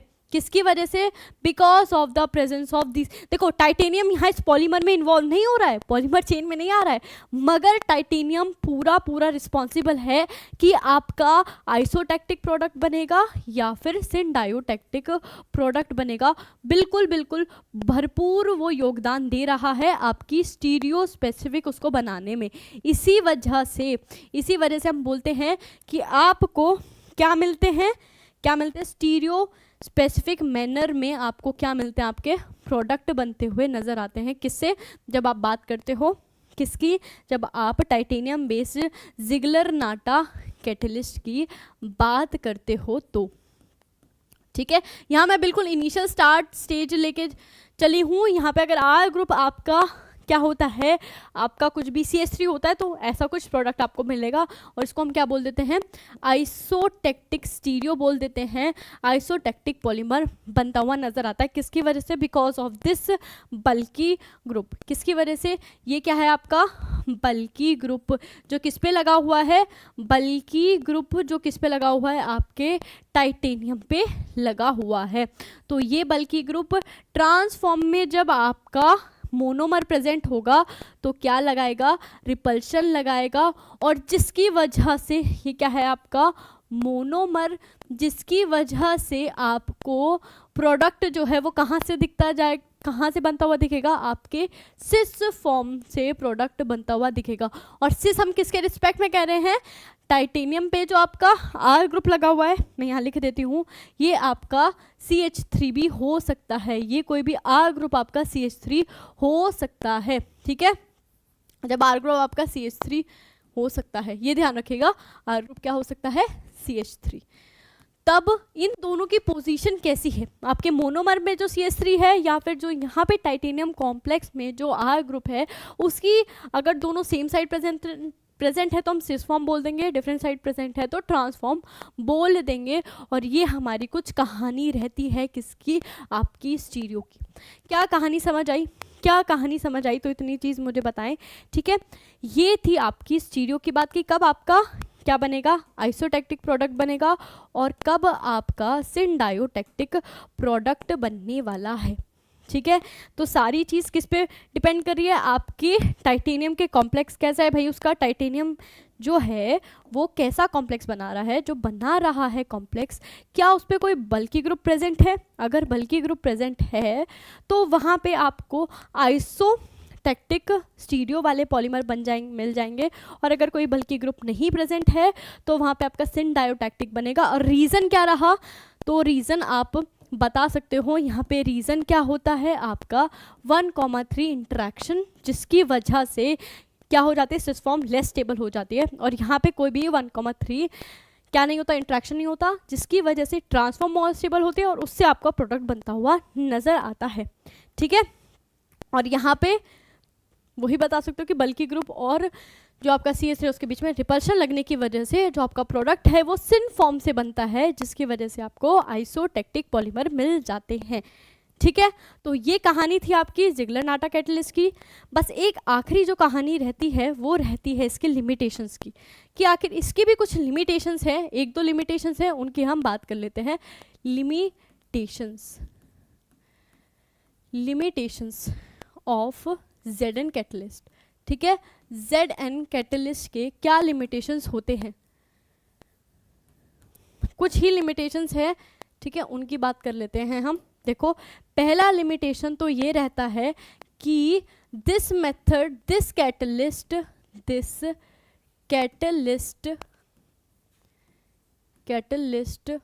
Do not synthesise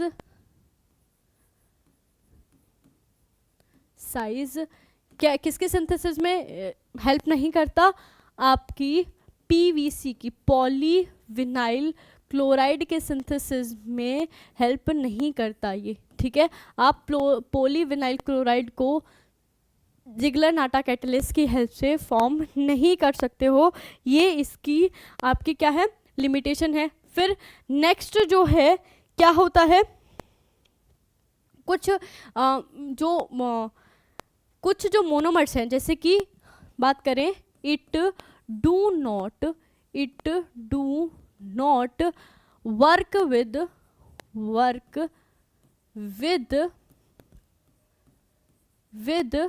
1,2 di substituted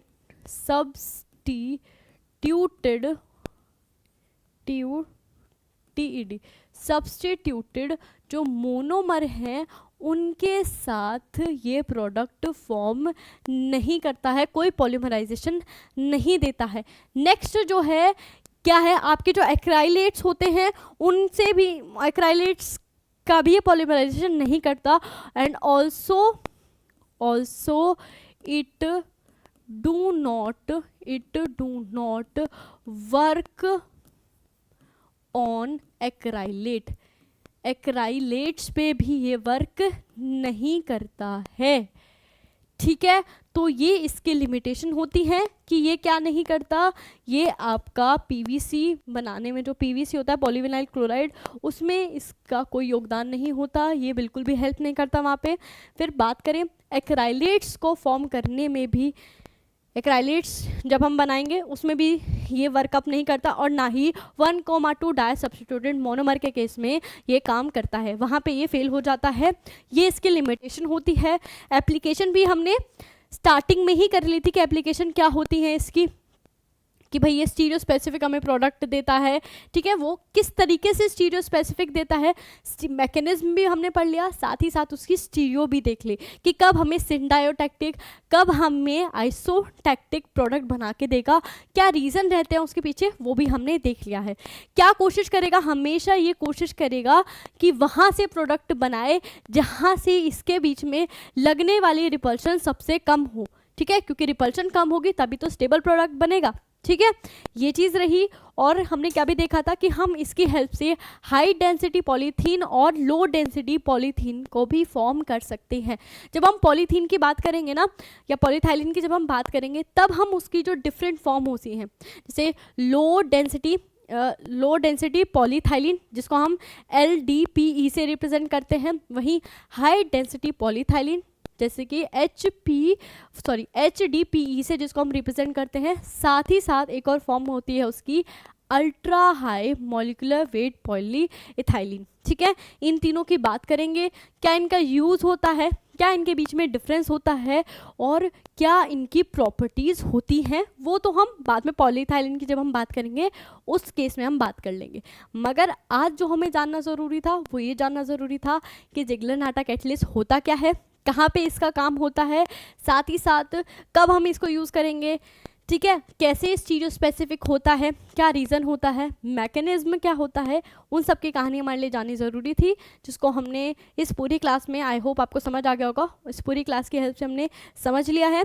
तो नेक्स्ट क्लास में हम क्या पढ़ने वाले हैं, नेक्स्ट क्लास में हम कुछ जो इम्पॉर्टेंट पॉलीमर्स हैं उनके सिंथेसिस, साथ ही साथ उनकी प्रॉपर्टीज़, जैसे मैंने बोला प्रॉपर्टीज़ की बात करेंगे, स्ट्रक्चर की बात करेंगे, ठीक है। तो आज की क्लास के लिए इतना ही, मिलते हैं अपने नेक्स्ट लेक्चर में नेक्स्ट टॉपिक के साथ।